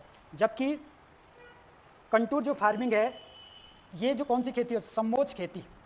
समोच्च खेती को बोला जाता है कंटूर फार्मिंग, ठीक है। तो ध्यान रखना ये इसका आंसर क्या हो जाएगा? क्या छानना है यहाँ पर, कौन सा कथन सही है? पहला और तीसरा, यानी कि ऑप्शन ए इसका राइट आंसर हो जाएगा।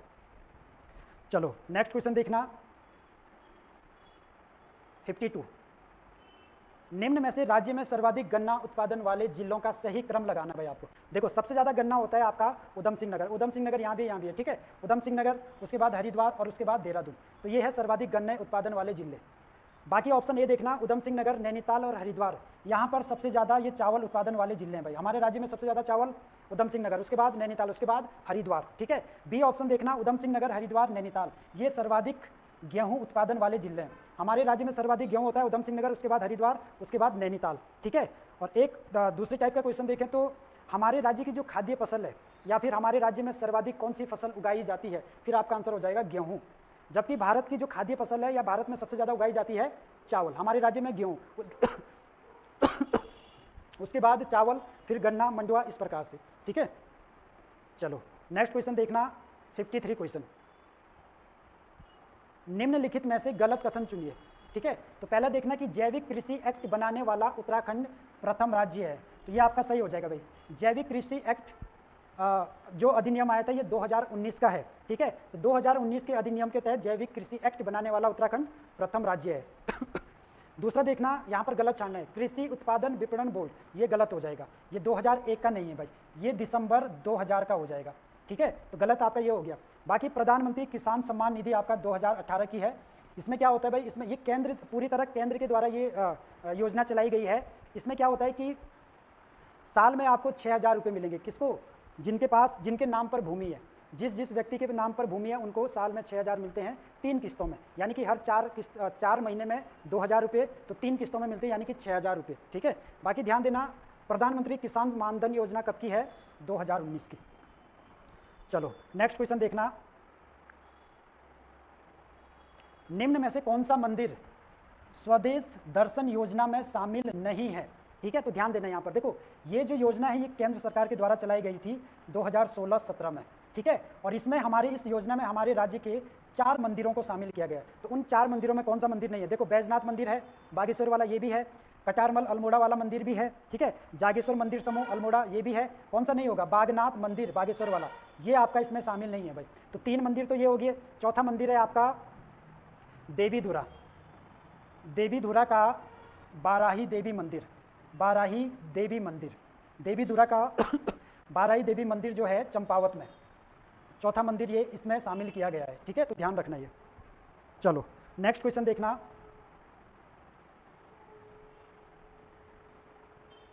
निम्नलिखित में से कौन सा स्थल चंपावत में स्थित नहीं है? ठीक है, चंपावत में कौन सा स्थल नहीं है भाई? देखो आपका ऑप्शन ए गलत हो जाएगा।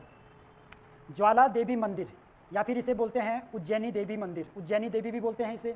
ठीक है, और इसी का नाम आपका बाला सुंदरी भी है, बाला सुंदरी, बाला सुंदरी मंदिर, ये आपका हो जाएगा काशीपुर, काशीपुर उधम सिंह नगर में। ठीक है, तो ज्वाला देवी मंदिर या उज्जैनी देवी मंदिर या इसी का नाम बाला सुंदरी मंदिर भी है, ये काशीपुर में हो जाएगा। बाकी आपका पाताल रुद्रेश्वर गुफा, झूठे का मंदिर और नागनाथ मंदिर ये आपका चंपावत जिले में है।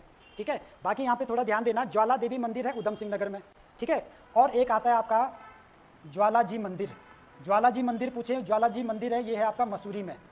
ठीक है, और एक आता है ज्वालपा देवी मंदिर, ज्वालपा देवी मंदिर, ज्वालपा देवी मंदिर हो जाएगा आपका पौड़ी में। ठीक है, ज्वालपा देवी मंदिर पौड़ी, ज्वालाजी देवी मंदिर मसूरी में और ज्वाला देवी मंदिर आपका उधम सिंह नगर में। नेक्स्ट क्वेश्चन देखना,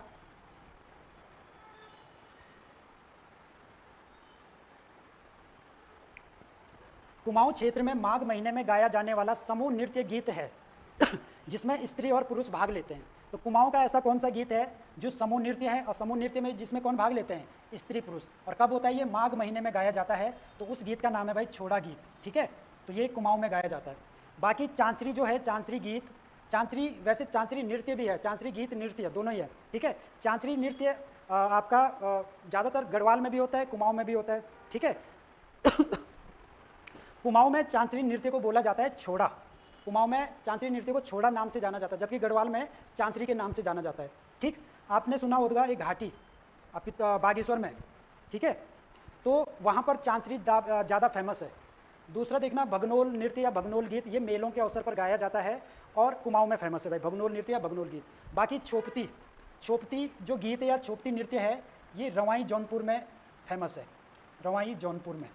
ठीक है, बाकी एक है छपेली, छपेली, छपेली नृत्य या छपेली गीत आपका कुमाऊं में गाए जाते हैं या कुमाऊं में इस नृत्य को किया जाता है। चलो नेक्स्ट क्वेश्चन देखना, 57, निम्न में से कौन सा यूरोपियन वाद्य यंत्र है? कौन सा यूरोपियन वाद्य यंत्र है भाई? वो हो जाएगा आपका मशक बीन। ठीक है, मशक बीन। और कैसा वाद्य यंत्र है? सुशीर वाद्य यंत्र। बाकी मोचंग, ये भी सुशीर वाद्य यंत्र है, और मोचंग को आपका जंगलों में जो भेड़ बकरी चुगाने वाले होते हैं वो आपका मोचंग नामक वाद्य यंत्र बजाते हैं, और ये भी कैसा है? सुशीर वाद्य यंत्र है। बाकी अलगोजा, जिसे बांसुरी भी कहा जाता है, अलगोजा को बांसुरी भी बोलते हैं, ये भी आपका सुशीर वाद्य यंत्र है। बाकी सारंगी जो है, सारंगी वाद्य यंत्र, इसका प्रयोग ज़्यादातर बादी जाति के लोग करते हैं। ठीक है, बादी जाति के द्वारा सारंगी का प्रयोग किया जाता है। चलो नेक्स्ट क्वेश्चन देखना, निम्न में से कौन सा मेला चंपावत जनपद में नहीं लगता है? देखो, चंपावत जनपद में पूर्णागिरी मेला भी लगता है। ठीक है, मानेश्वर मेला भी लगता है, लड्डीदुरा मेला जो पंपा देवी मंदिर के पास लगता है। कौन सा मेला नहीं लगेगा? गेंदी मेला या गेंदा मेला, ये लगता है आपका पौड़ी में। पौड़ी में एक मंदिर है भटपूड़ी देवी, भटपूड़ी देवी मंदिर के पास, भटपूड़ी देवी मंदिर के पास पौड़ी में कौन सा मेला लगता है? गेंदी मेला। इसमें क्या है? इसमें गेंद खेली जाती है। ठीक है, और उस गेंद को, उस खेल को बोला जाता है पहाड़ी हॉकी के नाम से। ठीक, चलो नेक्स्ट क्वेश्चन देखना, निम्नलिखित में से किस यात्रा को 5वां धाम यात्रा के नाम से भी जाना जाता है? तो वो यात्रा है आपकी खतलिंग रुद्रा देवी यात्रा, और ये आपका टिहरी में होती है। ठीक है, बाकी द्योरा यात्रा जो होती है ये पिथौरागढ़ में होती है और इस यात्रा में, द्योरा यात्रा में पूरे रास्ते भर पूरे यात्रा में रास्ते भर नंगे पांव चलते हैं जो भी इस यात्रा में भाग लेते हैं। बारूणी पंचकोसी यात्रा उत्तरकाशी में होती है, ठीक है, और हिल यात्रा आपका पिथौरागढ़ में कुमाऊं में फेमस है। चलो नेक्स्ट क्वेश्चन देखो।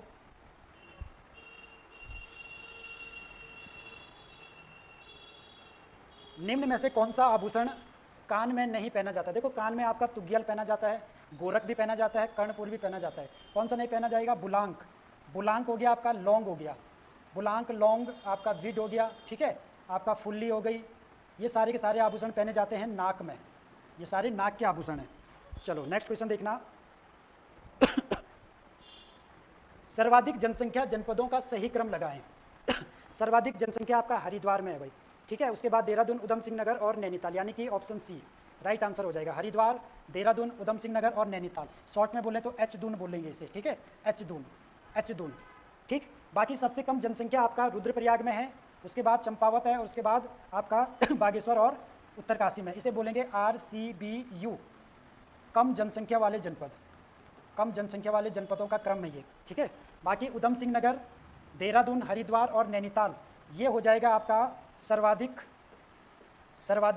जनसंख्या वृद्धि दर, जनसंख्या वृद्धि दर वाले जिले, सर्वाधिक जनसंख्या वृद्धि दर वाले जिले, ठीक है। तो सर्वाधिक जनसंख्या वृद्धि दर वाले जिले पूछे तो उधम सिंह नगर में सबसे ज़्यादा है, सबसे कम पौड़ी में है, लेकिन क्रम पूछा है उधम सिंह नगर, देहरादून, हरिद्वार और नैनीताल। ऑप्शन डी देखना, अल्मोड़ा, रुद्रप्रयाग, पौड़ी और बागेश्वर ये सर्वाधिक लिंगानुपात वाले जिले हैं।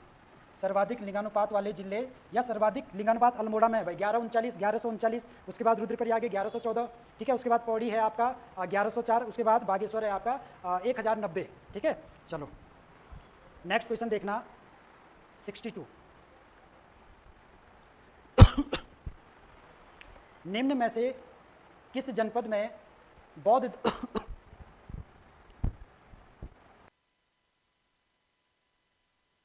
चलो क्वेश्चन देखना कि निम्नलिखित में से किस जनपद में बौद्ध धर्म मानने वालों की जनसंख्या सर्वाधिक है? तो वो जनपद है भाई आपका देहरादून जनपद, ठीक है। सर्वाधिक बौद्ध धर्म की जनसंख्या यहाँ पाई जाती है। देखो और देखो, देहरादून में सर्वाधिक जैन धर्म के लोग रहते हैं, ठीक है। सर्वाधिक ईसाई धर्म के लोग भी पूछे तो देहरादून आंसर आएगा, और सर्वाधिक हिंदू जनसंख्या वाला जनपद भी पूछे तो भी आपका आंसर क्या आ जाएगा? देहरादून आ जाएगा। उधम सिंह नगर में सर्वाधिक सिख धर्म के लोग रहते हैं, सर्वाधिक सिख धर्म के लोग पूछे किस जनपद में? उधम सिंह नगर में। जबकि हरिद्वार में सर्वाधिक मुस्लिम जनसंख्या वाला जनपद बताओ तो हरिद्वार आपका आंसर हो जाएगा। जबकि रुद्रप्रयाग वो जिला है जहां पर सर्वाधिक हिंदू जनसंख्या प्रतिशत वाला जिला, सर्वाधिक हिंदू जनसंख्या वाला जिला नहीं, सर्वाधिक हिंदू जनसंख्या वाला जिला है देहरादून। सर्वाधिक हिंदू जनसंख्या प्रतिशत वाला जिला पूछे तब आपका आंसर क्या आ जाएगा? रुद्रप्रयाग आ जाएगा। चलो नेक्स्ट क्वेश्चन देखना 63। बदला विवाह प्रथा और तीन टिकटी प्रथा, बदला विवाह प्रथा और तीन टिकटी विवाह प्रथा किस जनजाति में पाई जाती है? थारू जनजाति में पाई जाती है, ठीक है। ऑप्शन ए देखना, भोटिया जनजाति में विवाह को बोलते हैं दामी बोला जाता है विवाह को, ठीक है। जैसे जौनसारी जनजाति में विवाह को बोलते हैं जजोड़ा, ठीक है, और जौनसारी जनजाति में विवाह के 3 प्रकार है, ठीक। वैसे ही भोटिया जनजाति में विवाह को बोलते हैं दामी, और 2 प्रकार के विवाह होते हैं यहाँ पर। एक को बोलते हैं तत्सत और दूसरा होता है दामोला विवाह। तत्सत और दामोला विवाह किस जनजाति में पाया जाता है? आपका भोटिया जनजाति में पाया जाता है। बाकी जौनसारी जनजाति में विवाह को बोलते हैं जजोड़ा, ठीक है। और कितने प्रकार के विवाह होते हैं यहाँ पर? 3 प्रकार के होते हैं। चलो नेक्स्ट क्वेश्चन देखना, निम्न में से सही कथन चुनिए, ठीक है। यहाँ पर कुछ परियोजनाएं दी है तो वो आपका सही कौन सा होगा? देखो पहली देखना, बिकांक बैलिंग परियोजना, ये पिथौरागढ़ जिले में है भाई, ठीक है ये। और किस नदी पर होगी ये हो जाएगी पूर्वी धौली गंगा पर, पूर्वी धौली गंगा, ठीक है। तो ये तो आपका सही हो गया। दूसरा देखना, खसिया बाड़ा परियोजना, ये आपका रुद्रप्रयाग नहीं है भाई, ये भी आपका पिथौरागढ़ में होगी और पूर्वी धौली गंगा पर, पूर्वी धौली गंगा, ठीक है। तो ये तो आपका गलत हो गया।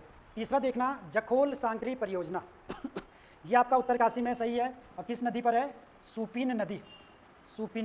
देखो सुपीन नदी और एक है रूपीन नदी।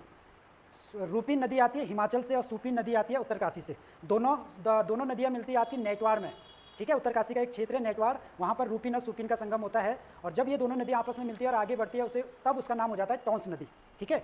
बाकी ये तो आपका सही हो जाएगा, पहला भी सही है। चौथा देखना कि लखवाड़ बांध देहरादून में है, ठीक है, यमुना नदी पर है।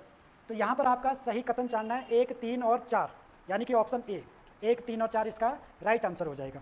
चलो नेक्स्ट क्वेश्चन देखना।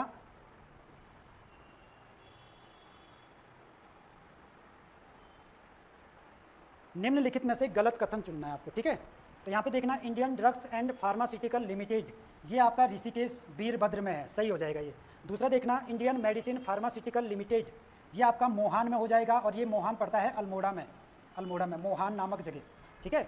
तीसरा देखना कोऑपरेटिव ड्रग फैक्ट्री, ये आपका रानीखेत में है भाई, ये भी सही हो जाएगा। बाकी गलत आपका ऑप्शन डी हो जाएगा, भारत हैवी इलेक्ट्रॉनिक लिमिटेड यानी कि BHEL, ये आपका हो जाएगा हरिद्वार में, ठीक है। जबकि कोटद्वार में जो है, कोटद्वार में आपका BEL है, ठीक है। Bharat electronic limited, Bharat electronic limited पूछे तो कोटद्वार आंसर, जबकि भारत हैवी इलेक्ट्रॉनिक लिमिटेड आपका हरिद्वार में हो जाएगा। चलो नेक्स्ट क्वेश्चन देखना।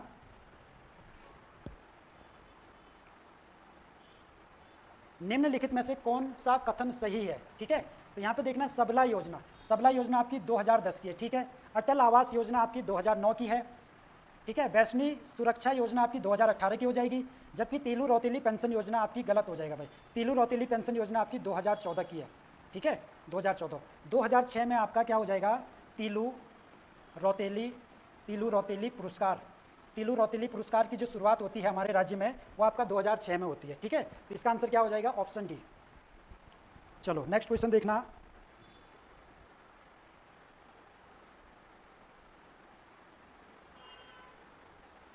अच्छा यहाँ पे देखना क्या पूछ रहा है, निम्न में से कौन सा सही है, सही छानना आपको, ठीक है। तो ऑप्शन ए देखना प्रजा बंधु पत्र, ये आपका रानीखेत से निकलता था भाई, ये तो सही हो गया, आपका पहला ही ऑप्शन सही है, ठीक है। बाकी जयंत जो पत्र है ये आपका निकलता था कोटद्वार से, कोटद्वार से, ठीक है। बाकी हरिद्वार से एक पत्र निकलता था बद्री विशाल, हरिद्वार से निकलता था बद्री विशाल पत्र, बद्री विशाल, ठीक। बाकी अनिकेत जो पत्र है ये आपका निकलता था गोपेश्वर से, गोपेश्वर से। और कोटद्वार से एक तो आपका जयंत पत्र निकलता था और एक आपका कोटद्वार से निकलता था सत्यपथ, सत्यपथ पत्र, सत्यपथ पत्र कहाँ से, कोटद्वार से, और आपका जयंत पत्र भी कोटद्वार से। जबकि बद्री विशाल पत्र हरिद्वार से और अनिकेत पत्र गोपेश्वर से निकलता था। उत्तराखंड दर्पण पत्र ये देहरादून से नहीं निकलता था, ये उधम सिंह नगर से निकलता था, ठीक है, उत्तराखंड दर्पण। और अगर ऐसे पूछे उत्तराखंड दर्शन पत्र, उत्तराखंड दर्शन पत्र पूछे तो ये निकलता था आपका देहरादून से, ठीक है। तो दोनों अलग अलग पत्र है, उत्तराखंड दर्पण उधम सिंह नगर और उत्तराखंड दर्शन देहरादून से। चलो नेक्स्ट क्वेश्चन देखना। Jim Corbett national park museum कहाँ पर है, ये हो जाएगा आपका काला डूंगी, और काला डूंगी यानी कि नैनीताल में, ठीक है। बाकी लोक संस्कृति संग्रहालय आपका भीमताल में होगा, लोक संस्कृति संग्रहालय, लोक संस्कृति संग्रहालय आपका हो जाएगा भीमताल के खुटानी में, और इसको बनाया था यशोधर मटवाल ने 1983 में, ठीक है। इस संग्रहालय की स्थापना यशोधर मटवाल ने की थी 1983 में। बाकी श्रीनगर में है आपका एक संग्रहालय है हिमालय पुरातत्व संग्रहालय, ठीक है। तो ये 1980 का है हिमालय पुरातत्व संग्रहालय, ठीक, जो आपका हो जाएगा श्रीनगर में, ठीक है, श्रीनगर में हो जाएगा आपका हिमालय पुरातत्व एवं नरवंशीय संग्रहालय, हिमालय पुरातत्व एवं नरवंशीय संग्रहालय 1980 का है, ठीक है। तो नोट कर लेना हिमालय पुरातत्व नरवंशीय संग्रहालय श्रीनगर में 1980 का। जबकि अल्मोड़ा में भी एक संग्रहालय है, ठीक है, अल्मोड़ा में आपका राजकीय संग्रहालय, राजकीय संग्रहालय पूछे अल्मोड़ा में, राजकीय संग्रहालय ये हो जाएगा आपका अल्मोड़ा में, ठीक है। चलो नेक्स्ट क्वेश्चन देखना 69। उत्तराखंड में सहकारिता आंदोलन के जनक किसे कहा जाता है भाई, ठीक है, ध्यान से पढ़ना इस क्वेश्चन को। तो इस यहाँ पर कहा जाता है आर के वर्मा को, उत्तराखंड में सहकारी आंदोलन के जनक आर के वर्मा है। जबकि गोपाल सिंह राणा ये जो व्यक्ति है इन्हें उत्तराखंड में या टिहरी में, उत्तराखंड या टिहरी में किसान आंदोलन के नेता गोपाल सिंह राणा, ठीक है, किसान आंदोलन के नेता आपका गोपाल सिंह राणा है। बद्रीदत्त पांडे आपको पता है कि पूर्वांचल केसरी कुली बेगार आंदोलन का नेतृत्व किया, बाकी शक्ति नामक पत्र निकाला इन्होंने 1918 में, ठीक है। कालू मेहरा, कालू मेहरा हमारे राज्य में प्रथम स्वतंत्रता सेनानी कहा जाता है, ठीक है। सबसे पहले इन्होंने ही भाग लिया था कालू मेहरा में, ये चंपावत के हैं, चंपावत जिले में इनका जन्म हुआ था, ठीक है। और 1857 की क्रांति में भाग लेने वाले पहले व्यक्ति हमारे राज्य से कालू मेहरा थे। चलो नेक्स्ट क्वेश्चन, लास्ट क्वेश्चन देखो उत्तराखंड का। कुमाऊं रेजिमेंट का मुख्यालय किस वर्ष आगरा से रानीखेत लाया गया, ठीक है। कुमाऊं रेजिमेंट के बारे में पूछ रहे हैं भैया। देखो कुमाऊं रेजिमेंट का स्थापना या इसका नाम पड़ता है अक्टूबर 1945 में, शायद 27 अक्टूबर होगा, ठीक है, 27 अक्टूबर 1945 में कुमाऊं रेजिमेंट का नाम या इसकी स्थापना होती है आगरा में। और फिर आगरा से रानीखेत जो इसका मुख्यालय लाया जाता है वो मई 1948 में लाया जाता है रानीखेत में। ठीक है, बाकी मई 1887 में यहाँ पर आपकी गढ़वाल राइफल की स्थापना होती है। गढ़वाल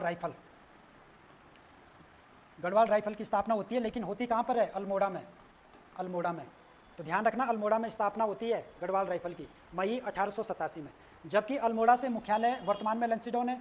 ठीक है, लंसीडाउन, अल्मोड़ा से मुख्यालय लंसीडाउन आपका नवंबर 1887 में इसका मुख्यालय चेंज होता है गढ़वाल राइफल का। ठीक है, या गढ़वाल बटालियन का मुख्यालय अल्मोड़ा से लंसीडाउन कब लाया जाता है? नवंबर 1887 में। ठीक, चलो 72 वाला क्वेश्चन देखते हैं। इसमें 72 वाला है अनुच्छेद 19(1) के तहत भाषण और अभिव्यक्ति की स्वतंत्रता। तो इस पे युक्त प्रति निर्बंधन किस अनुच्छेद में है? तो यानी कि जो हमें मौलिक अधिकार दिए गए हैं वो एब्सोल्यूट नहीं है, यानी कि उनका जितना मर्जी उतना प्रयोग नहीं कर सकते, कहीं ना कहीं उन पर पाबंदी लगाई जा सकती है, वो एब्सोल्यूट नहीं है। तो यहाँ पर पाबंदी किसके तहत लगेगी? तो यहाँ पर आर्टिकल 19(1) के अलग अलग खंड हम पढ़ते हैं। आर्टिकल 19(1) का जो है उसके A, B, C इस प्रकार से हम पढ़ते हैं। आर्टिकल 19(1) का A, B, C, D, और इसी के तहत जो इन पर प्रतिबंध या युक्त निर्बंधन लगेगा तो उसके लिए अनुच्छेद 19(2) के तहत ये लगता है। जैसे देश की एकता और अखंडता की बात आएगी, जहाँ पे एकता व अखंडता, ठीक है। इसके अलावा देश की संप्रभुता की बात आएगी। अगर इस प्रकार से विषय होंगे तो आपका जो बोलने की स्वतंत्रता है उस पर प्रतिबंध लगाया जा सकता है। वाक और अभिव्यक्ति की जो स्वतंत्रता प्रदान की गई है आर्टिकल 19(1) के तहत, ठीक है। इसके अलावा जो मानहानि हो गया, मानहानि है ना, इस प्रकार से, ठीक है, अलग अलग इसमें विषय ये दिए गए हैं। तो इनके आधार पर जो प्रतिबंध लगाने की बात आई है तो आर्टिकल 19(2) के तहत ये प्रतिबंध यहाँ पे लगाया जा सकता है, ठीक है।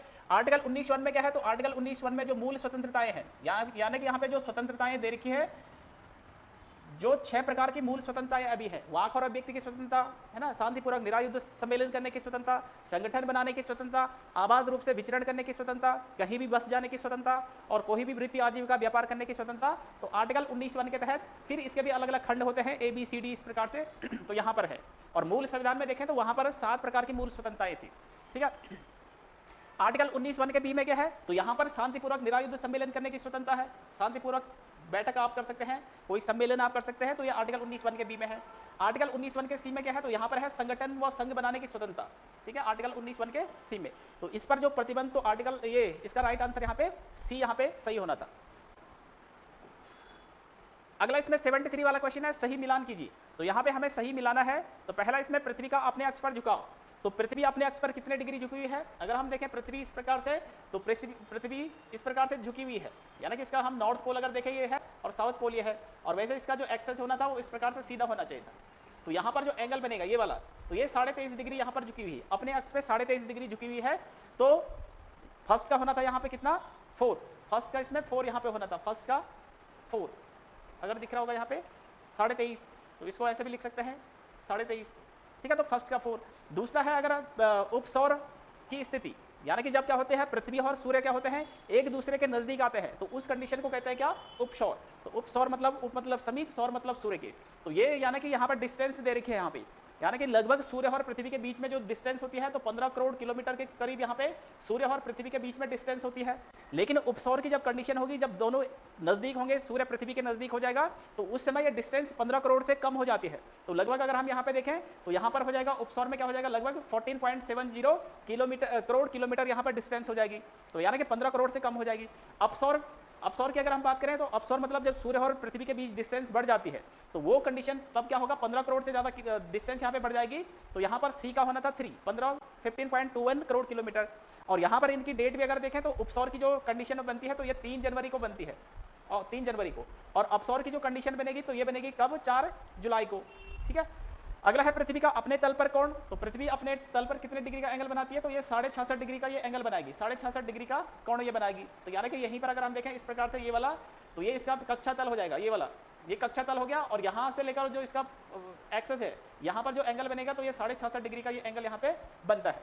तो यहाँ पर अगर इनका हम मिलान देखें तो फर्स्ट का होना था इसमें 4, सेकेंड का होना था इसमें 2, थर्ड का होना था इसमें 3, और डी का होना था 1। तो 4, 2, 3, 1 इसका सही होना था, 4, 2, 3, 1। तो 4, 2, 3, 1 यानी कि इसका राइट आंसर होना था कौन सा? डी इसका राइट आंसर यहाँ पे होना था, 4, 2, 3, 1। अगला इसमें देखते हैं 74 वाला क्वेश्चन है, खगोलीय दूरी का मान कितना है? तो खगोलीय दूरी होती है उसको एक तो अगर मापने की इकाई देखें तो प्रकाश वर्ष में इसको मापा जाता है, प्रकाश वर्ष, या इसके अलावा पारसेक होती है जो खगोलीय दूरी को मापते हैं। तो यहाँ पर खगोलीय दूरी का जो मान होता है तो लगभग 15 करोड़ के करीब, यानी कि 14.98 करोड़ किलोमीटर यहाँ पे होना था। तो बी इसका राइट आंसर यहाँ पे होना था। ठीक है, अगला इसमें 75 वाला क्वेश्चन है, इनमें से कौन सा सही है? पहला है पृथ्वी पर विषुव की घटना। विषुव यानी कि इसी को इक्विनॉक्स भी कहते हैं, इक्विनॉक्स या विषुव। तो ये घटना कब घटित होती है? ये 21 जून को नहीं होती है। विषुव का मतलब होता है जब दिन और रात की अवधि क्या होती है? दिन रात की अवधि बराबर होती है, दिन रात की अवधि बराबर। तो वो दो डेट को होता है अवधि बराबर। तो इसमें एक तो आता है कब? 21 मार्च आता है, एक तो 21 मार्च, और दूसरा आता है इसमें 23 सितंबर। तो यानी कि इन दो डेटों पर क्या होता है? इक्विनॉक्स या विषुव की घटना घटित होती है, यानी कि दिन और रात की अवधि बराबर। जबकि 21 जून को क्या होता है? इसमें सबसे बड़ा दिन उत्तरी गोलार्ध में होता है 21 जून को, जिस दिन वर्ल्ड योगा डे मनाते हैं। ठीक है, तो ये पहला वाला क्या हो जाएगा? यहाँ पे गलत हो जाएगा। दूसरा इसमें कर्क संक्रांति। तो कर्क संक्रांति कब होती है? तो ये 22 सितंबर को नहीं होती है, बल्कि ये कब होती है? तो ये 16 जुलाई को ये होती है। ठीक है, तो यहाँ पर क्या होता है? कर्क संक्रांति से यानी कि जो सूर्य होता है वो कर्क रेखा में प्रवेश यहाँ पे कर लेता है। तो इसका ये भी गलत हो जाना था यहाँ पे। थर्ड है यहाँ पे मकर संक्रांति। तो मकर संक्रांति कब मनाई जाती है? तो ये 21 मार्च और 23 सितंबर नहीं होना था इसका। मकर संक्रांति जो होगी वो 14 जनवरी को मनाई जाती है। तो जब सूर्य क्या होता है? मकर रेखा में प्रवेश करता है। तो इसका 14 जनवरी होना था, न कि। तो यहाँ पर अगर हम देखें तो इसमें से सही बताना है, तो कोई भी इनमें से सही नहीं है। तो यानी कि इसका डी राइट आंसर होना था। फर्स्ट, सेकंड, थर्ड तीनों क्या है इसमें गलत हो जाएंगे। तो डी इसका राइट आंसर था। 76 वाला क्वेश्चन है, निम्न युग्मों में से कौन सा युग्म संविधान की अनुसूची, यहाँ पर अनुसूची हमें बताना है, अनुसूची में सही सुमेलित नहीं है। एक तरफ अनुसूचियां दे रखी हैं और दूसरी तरफ इनके जो शपथ प्रतिज्ञान से संबंधित प्रारूप हैं उसके बारे में यहाँ पर है। तो यहाँ पर पहला है तीसरी अनुसूची। तीसरी अनुसूची में किसका प्रावधान है? तो तीसरी अनुसूची में है अच्छा सॉरी, एक तरफ है ये अनुसूचियां हैं, एक तरफ यानी कि इनसे संबंधित विषय दिए गए हैं। तो तीसरी अनुसूची किससे संबंधित होगी? जो संवैधानिक पदाधिकारी हैं उनके शपथ प्रतिज्ञान इसका प्रारूप जो है तो वो अनुसूची 3 में है। तो ये यहाँ पर क्या हो जाएगा? ये सही हो जाएगा यहाँ पे। दूसरा है इसमें, बाकी इसमें जो राष्ट्रपति होते हैं और इसके अलावा उपराष्ट्रपति होते हैं और राज्यपाल होते हैं, तो उनकी शपथ का प्रारूप अनुसूची 3 में नहीं है। इसके अलावा अन्य जो संवैधानिक पदाधिकारी हैं उनकी शपथ का प्रारूप यहाँ पे हो जाएगा। 8वीं अनुसूची, तो 8वीं अनुसूची में भाषाओं से संबंधित यहाँ पर है जो मान्यता प्राप्त जो लैंग्वेज हैं। अभी वर्तमान में टोटल 22 भाषाएं हैं। मूल संविधान में जो मान्यता प्राप्त भाषाएं थी तो वो 14 ही मान्यता प्राप्त भाषाएं थी। तो ये वाला भी यहाँ पे क्या हो जाएगा? सही हो जाएगा। उसके बाद सी वाला है यहाँ पे 9वीं अनुसूची। तो राज्यसभा में सीटों का आवंटन, तो ये यहाँ पे गलत हो जाएगा। राज्यसभा में जो सीटों का आवंटन है तो ये 4थी अनुसूची में किया गया है। 4थी अनुसूची में अलग अलग राज्यों में जो राज्यसभा सीटों का बंटवारा है तो वो 4थी अनुसूची में किया गया है। तो ये यहाँ पे गलत होना था। अगर 9वीं अनुसूची की अगर हम बात करें तो 9वीं अनुसूची को इसको प्रथम संविधान संशोधन द्वारा जोड़ा जाता है, यानी कि मूल संविधान में 8 ही अनुसूचियां होती हैं, फिर 9वीं जो अनुसूची होती है तो प्रथम संविधान संशोधन 1951, प्रथम संविधान संशोधन 1951 के द्वारा इसको यहाँ पे जोड़ा जाता है 9वीं अनुसूची को। तो इसमें भूमि से संबंधित मामले होते हैं और कुछ ऐसे और विषय जिनकी न्यायिक समीक्षा नहीं की जा सकती है, तो ऐसे विषयों को 9वीं अनुसूची में यहाँ पे रखा गया था। तो ये यहाँ पे गलत होना था। तो हमें यही बताना कि कौन सा सुमेलित नहीं है। तो इसका राइट आंसर यहाँ पे सी ही इसका राइट आंसर यहाँ पे होना था। डी वाला इसमें 10वीं अनुसूची, तो ये दल परिवर्तन से संबंधित है और ये भी बाद में जोड़ा गया। इसके लिए संविधान संशोधन होता है 52वां संविधान संशोधन 1985 और इसके तहत ये 10वीं अनुसूची दल बदल से संबंधित यहाँ पे जोड़ी जाती है। तो सी इसका राइट आंसर होना था यहाँ पे। अगला इसमें 77 वाला क्वेश्चन है, निम्न लिखित में से कौन सा युग्म सुमेलित नहीं है? तो हमें बताना कि कौन सा सुमेलित नहीं होगा। पहला है लोक लेखा समिति। लोक लेखा समिति जिसे पब्लिक अकाउंट कमेटी कहते हैं, पीएससी। तो इसमें कितने मेंबर होते हैं? तो 22 सदस्य होते हैं। तो ये सही हो जाएगा। 15 होते हैं लोकसभा से और इसमें 7 होते हैं कहाँ से? राज्यसभा से। तो ये कुल 22 मेंबर यहाँ पे हो जाएंगे। सबसे पुरानी समिति भी है, इसका जो गठन होता है तो इसका गठन 1919 के अधिनियम के आधार पर 1921 में पब्लिक अकाउंट कमेटी या लोक लेखा समिति का गठन किया जाता है। तो ये यहाँ पे क्या होना था? सही होना था।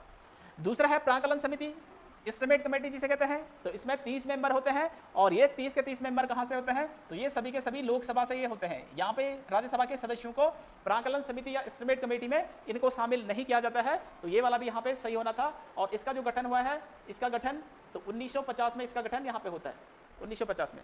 अगला है तीसरा वाला है लोक उपक्रम समिति या इसे सार्वजनिक उपक्रम समिति भी कहते हैं। तो ये सभी की सभी क्या है? वित्तीय समितियां हैं यहाँ पे। तो इसमें कितने मेंबर होते हैं? तो इसमें 15 सदस्य। तो ये यहाँ पे गलत होना था। लोक उपक्रम समिति में कितने मेंबर होते हैं? तो इसमें लोक लेखा समिति की तरह ही 22 सदस्य इसमें होते हैं। 22 सदस्य होंगे और ये 22 सदस्य भी कहाँ से होंगे? तो 15 लोकसभा से हो जाएंगे और 7 इसमें राज्यसभा से यहाँ पे हो जाते हैं। और इस समिति का जो गठन होता है तो इस समिति का गठन होता है कब? 1964 में। तो तीसरा वाला यहाँ पे गलत था। चौथा वाला है यहाँ पे लाभ के पद से संबंधित समिति 22 सदस्य, तो यानी कि इस प्रकार से कोई समिति नहीं है लाभ के पद से संबंधित समिति, तो ये यहाँ पर ये भी गलत होना था। तो इसका जो राइट आंसर हमें बताना था सुमेलित नहीं है, तो 3 और 4 इसके सही यहाँ पे आंसर होना था। तो 3 और 4 यानी कि सही नहीं है, तो इसका जो राइट आंसर होना था तो वो होना था सी, कि 3 और 4 ये गलत है यहाँ पे। ठीक है, अगला इसमें भारत सरकार अधिनियम 1935 की निम्नलिखित में से कौन सी विशेषता नहीं है? तो हमें भारत सरकार अधिनियम 1935 जो अंतिम भारत परिषद अधिनियम भी होता है, इसके तहत एक भारत संघ, एक विस्तृत भारत संघ की या अखिल भारतीय संघ बनाने की बात आती है। ठीक है, इसमें अलग अलग यहाँ पे दिए गए हैं, तो हमें बताना है कि कौन सी विशेषता नहीं होगी। पहला है केंद्र में द्वैध शासन प्रणाली, तो बिल्कुल यहाँ पर केंद्र में द्वैध शासन प्रणाली 1935 के अधिनियम के तहत की जाती है। द्वैध शासन प्रणाली यानी कि एक क्या होंगे, आरक्षित विषय हो जाएंगे, आरक्षित विषय, और दूसरा क्या हो जाएंगे, हस्तांतरित विषय। तो यानी कि यहाँ पर कानून बनाने के लिए हस्तांतरित। ठीक है, तो इस प्रकार से 2 भागों में यहाँ पर विषयों को बांटा जाता है, एक रिजर्व वाले रखे जाते हैं और एक हस्तांतरित यहाँ पे रखे जाते हैं। इससे पहले अगर हम 1919 के अधिनियम की बात करें तो यहाँ पर प्रांतों में द्वैध शासन प्रणाली यहाँ पे रहती है। तो प्रांतों में द्वैध शासन प्रणाली, 2 प्रकार की शासन प्रणाली, तो ये 1919 के अधिनियम के आधार पर ये बनाई जाती है। ठीक है, ये 1935 में नहीं रहती है। 1935 में क्या होता है, केंद्र में द्वैध शासन लगता है और जो प्रांतों में द्वैध शासन होता है, तो प्रांतों में द्वैध शासन को क्या किया जाता है, द्वैध शासन को समाप्त किया जाता है 1935 के अधिनियम के तहत समाप्त कर दिया जाता है। ठीक है, तो यानी कि पहला वाला इसमें सही है। दूसरा है प्रांतीय स्वायत्तता, तो 1935 के अधिनियम के आधार पर प्रांतों को, राज्यों को स्वतंत्रता प्रदान की गई थी कि वो अपने लिए कानून वगैरह खुद वहां पे निर्माण कर सकते हैं, तो उनको स्वायत्तता यहाँ पे प्रदान की गई थी, तो दूसरा वाला भी सही होना था। तीसरा है इसमें सी अखिल भारतीय संघ, तो यानी कि इसमें 11 ब्रिटिश प्रांत हो गए, 11, और इसके अलावा 6 चीफ कमिश्नरी जो थे, तो इसके साथ साथ जो देशी रियासतें, अगर कोई इसमें अखिल भारतीय संघ में शामिल होना चाहता था तो इन सबसे मिलकर एक अखिल भारतीय संघ बनाने की बात यहाँ पे आई थी। तो 11 ब्रिटिश प्रांत, 6 चीफ कमिश्नरी और कोई देशी रियासत अगर भारत संघ में सम्मिलित होना चाहता है तो उसे एक अखिल भारतीय संघ बनाने की बात तो 1935 के अधिनियम में थी। ठीक है, लेकिन यहाँ पर ये डी वाला राइट आंसर होना था कि ये 1935 के अधिनियम की विशेषता यहाँ पे नहीं थी, ये जबकि 1919 के अधिनियम की विशेषता थी। ठीक है, तो डी इसका राइट आंसर होना था। अगला इसमें 79 वाला क्वेश्चन है, इसमें दिया गया है भारत की 2011 की जनगणना के अनुसार राज्यों की जनसंख्या घनत्व के संदर्भ में अवरोही क्रम में सही है। तो यहाँ पे हमें अवरोही क्रम में लगाना है। अवरोही क्रम का मतलब क्या हो जाएगा, यानी कि बड़े से छोटे के लिए यहाँ पे लगाना है। तो सबसे ज्यादा अगर हम देखें जनसंख्या घनत्व कैसे देखा जाएगा, तो प्रति वर्ग किलोमीटर में कितने लोग वहां पे निवास कर रहे हैं, तो उसके आधार पर वहां पर क्या देखा जाएगा, जनसंख्या घनत्व देखा जाएगा। तो अवरोही क्रम में लगाना है या घटते क्रम में लगाना है, तो सबसे ज्यादा से कम की ओर। तो सबसे ज्यादा जो जनसंख्या घनत्व है तो वो बिहार में है। तो बिहार अगर हम देखें तो एक ही ऑप्शन में यहाँ पे बिहार है, बी वाले में, तो यहाँ पर लगभग 1106 यहाँ पर क्या है, जनसंख्या घनत्व यहाँ पर है 1106। ठीक है, यानी कि प्रति वर्ग किलोमीटर में लगभग 1106 लोग वहां पर निवास कर रहे हैं, तो ये बिहार का हो जाएगा। पश्चिम बंगाल की अगर हम बात करें तो यहाँ पर लगभग 1029 लोग यहाँ पर प्रति वर्ग किलोमीटर में निवास कर रहे हैं। और इसके अलावा केरल की बात करें तो यहाँ पर प्रति वर्ग किलोमीटर में 860 लोग यहाँ पे निवास कर रहे हैं। तो यानी कि इनका क्रम इसी प्रकार से हो जाएगा, अधिक से लेकर और कम के लिए अवरोही क्रम में। तो बी इसका राइट आंसर यहाँ पे होना था, ये सबसे ज्यादा जो जनसंख्या घनत्व है वो बिहार में है, तो बी राइट आंसर था। अगला इसमें 80 वाला क्वेश्चन है, यहाँ पर है 80 वाला, निम्नलिखित में से कौन सा युग्म सही सुमेलित नहीं है। तो हमें यहाँ पे सही सुमेलित नहीं है बताना है। पहला, एक तरफ तेल शोधनशाला दिए गए हैं, दूसरी तरफ इनकी अवस्थिति यानी कि कहाँ स्थित है वो दिया गया है। तो कोयली अगर हम तेल शोधन संस्थान देखें तो ये गुजरात में है, तो ये सही हो जाएगा। दूसरा है बीना, तो बीना असम में नहीं है, ये असम में नहीं है, बल्कि ये कहाँ पे होगा, ये मध्य प्रदेश में ये हो जाएगा। तो दूसरा वाला यहाँ पे गलत होना था। जामनगर, तो जामनगर ये गैर सरकारी एक रिफाइनरी है, गैर सरकारी रिफाइनरी, तो ये कहां पर होगी, तो ये गुजरात में है, तो ये सही हो जाएगा। चौथा वाला है हल्दिया, तो हल्दिया कहां पे पड़ेगा, ये पश्चिम बंगाल में पड़ेगा। तो यहां पर हमें बताना था कि कौन सा सही सुमेलित नहीं होगा, तो बी इसका राइट आंसर होना था कि यहां पर बीना असम में नहीं है बल्कि ये मध्य प्रदेश में है। तो तेल रिफाइनरी यानी कि जब खनिज तेल निकाला जाता है तो उसके बाद उनको रिफाइनरी में वहां पे शुद्ध उनको किया जाता है। अलग अलग रिफाइनरी भारत के अंतर्गत अलग अलग राज्यों में बनी है, तो उनमें उस तेल को शुद्ध वहां पे किया जाता है। तो यहां पर अगर पूछा जाएगा कि सबसे पहले भारत में स्वतंत्रता से पूर्व अगर हम देखें तो सर्वप्रथम जो रिफाइनरी बनी थी स्वतंत्रता से पहले, तो ये बनी थी डिगबोई में। डिगबोई पड़ेगा कहां पे, असम में। तो डिगबोई असम में स्वतंत्रता से पूर्व पहली रिफाइनरी बनाई गई थी 1901 में। और यहीं से हम देखते हैं कि तेल का जो पेट्रोलियम है इसका उत्पादन भी सबसे पहले डिगबोई से 1889 में शुरू हो जाता है। भले ही इससे पहले असम के माकोम क्षेत्र में तेल के संकेत या तेल पेट्रोलियम का पता वहां लग जाता है, लेकिन वास्तविक रूप से जो उत्पादन शुरू होता है तो वो डिगबोई से ही शुरू होता है। और यहीं पर डिगबोई में पहला तेल शोधनशाला स्वतंत्रता से पूर्व लगाया जाता है 1901 में। और अगर स्वतंत्रता के बाद की बात पूछी जाएगी, स्वतंत्रता के बाद सबसे पहले जो लगाया गया था तो ये लगाया गया था रिफाइनरी मुंबई में, और मुंबई में लगाया जाता कब? 1954 में। ठीक है, तो एक स्वतंत्रता से पहले का है और एक स्वतंत्रता के बाद का है। तो यहां पर अगर देखें तो 20 का राइट आंसर यहां पे था। अगला 81 वाला क्वेश्चन है, निम्नलिखित में से कौन सा सुमेलित नहीं है? तो हमें यहाँ पे बताना कि कौन सा सही सुमेलित नहीं होगा। तो एक तरफ यहाँ पे वाइसराय गवर्नर जनरल दे रखे हैं, दूसरी तरफ क्या क्या यहाँ पर इनके समय में हुआ है उसका प्रावधान यहाँ पे दिया गया है। तो लॉर्ड कॉर्नवालिस की बात करें तो इसके समय में अस्थायी बंदोबस्त होता है, यानी कि 1786 से लेकर और 1793 तक गवर्नर जनरल के रूप में लॉर्ड कॉर्नवालिस रहेंगे। तो इसी के समय में अस्थायी बंदोबस्त यहाँ पे शुरू किया जाता है 1793 ईस्वी में, 1793 में अस्थायी बंदोबस्त। तो ये अस्थायी बंदोबस्त कहाँ पे शुरू किया जाएगा? तो ये बंगाल हो गया, बिहार हो गया और उड़ीसा, बिहार उड़ीसा, तो इन क्षेत्रों में ये अस्थायी बंदोबस्त शुरू होता है। और इसके तहत यानी कि जमींदारी व्यवस्था इसको हम कह सकते हैं, अस्थायी बंदोबस्त को जमींदारी व्यवस्था, या इसी को सूर्यास्त कानून कहते हैं, या इसी को इस्तेमारी बंदोबस्त इसे कहते हैं। तो अलग अलग नाम से इसको अस्थायी बंदोबस्त को जाना जाता है, जो लॉर्ड कॉर्नवालिस के द्वारा लगाया गया था। तो यहाँ पर बीच में क्या होते थे, अंग्रेजों या ब्रिटिश और जो किसान थे उनके बीच में जमींदार वहां पर एक बिचौले की तरह वहां पे काम करते थे, वही टैक्स वगैरह किसानों से वसूलते थे और फिर ब्रिटिश गवर्नमेंट को वहां पे देते थे। तो ये अस्थायी बंदोबस्त 1793 का होगा। लॉर्ड वेलेस्ली की बात करें तो लॉर्ड वेलेस्ली ने सहायक संधि प्रणाली शुरू की थी। तो 1798 में लॉर्ड वेलेस्ली के द्वारा सहायक संधि को शुरू किया जाता है, और इस सहायक संधि के द्वारा अलग अलग जो राज्य थे, अलग अलग राजा वाले जो क्षेत्र थे, तो उनके साथ एक संधि समझौता किया कि आपकी जो आंतरिक और बाह्य सुरक्षा है वो हम करेंगे। और धीरे धीरे आगे चलकर क्या होता है, उन क्षेत्रों को अपने ब्रिटिश साम्राज्य में लॉर्ड वेलेस्ली के द्वारा मिलाया जाता है।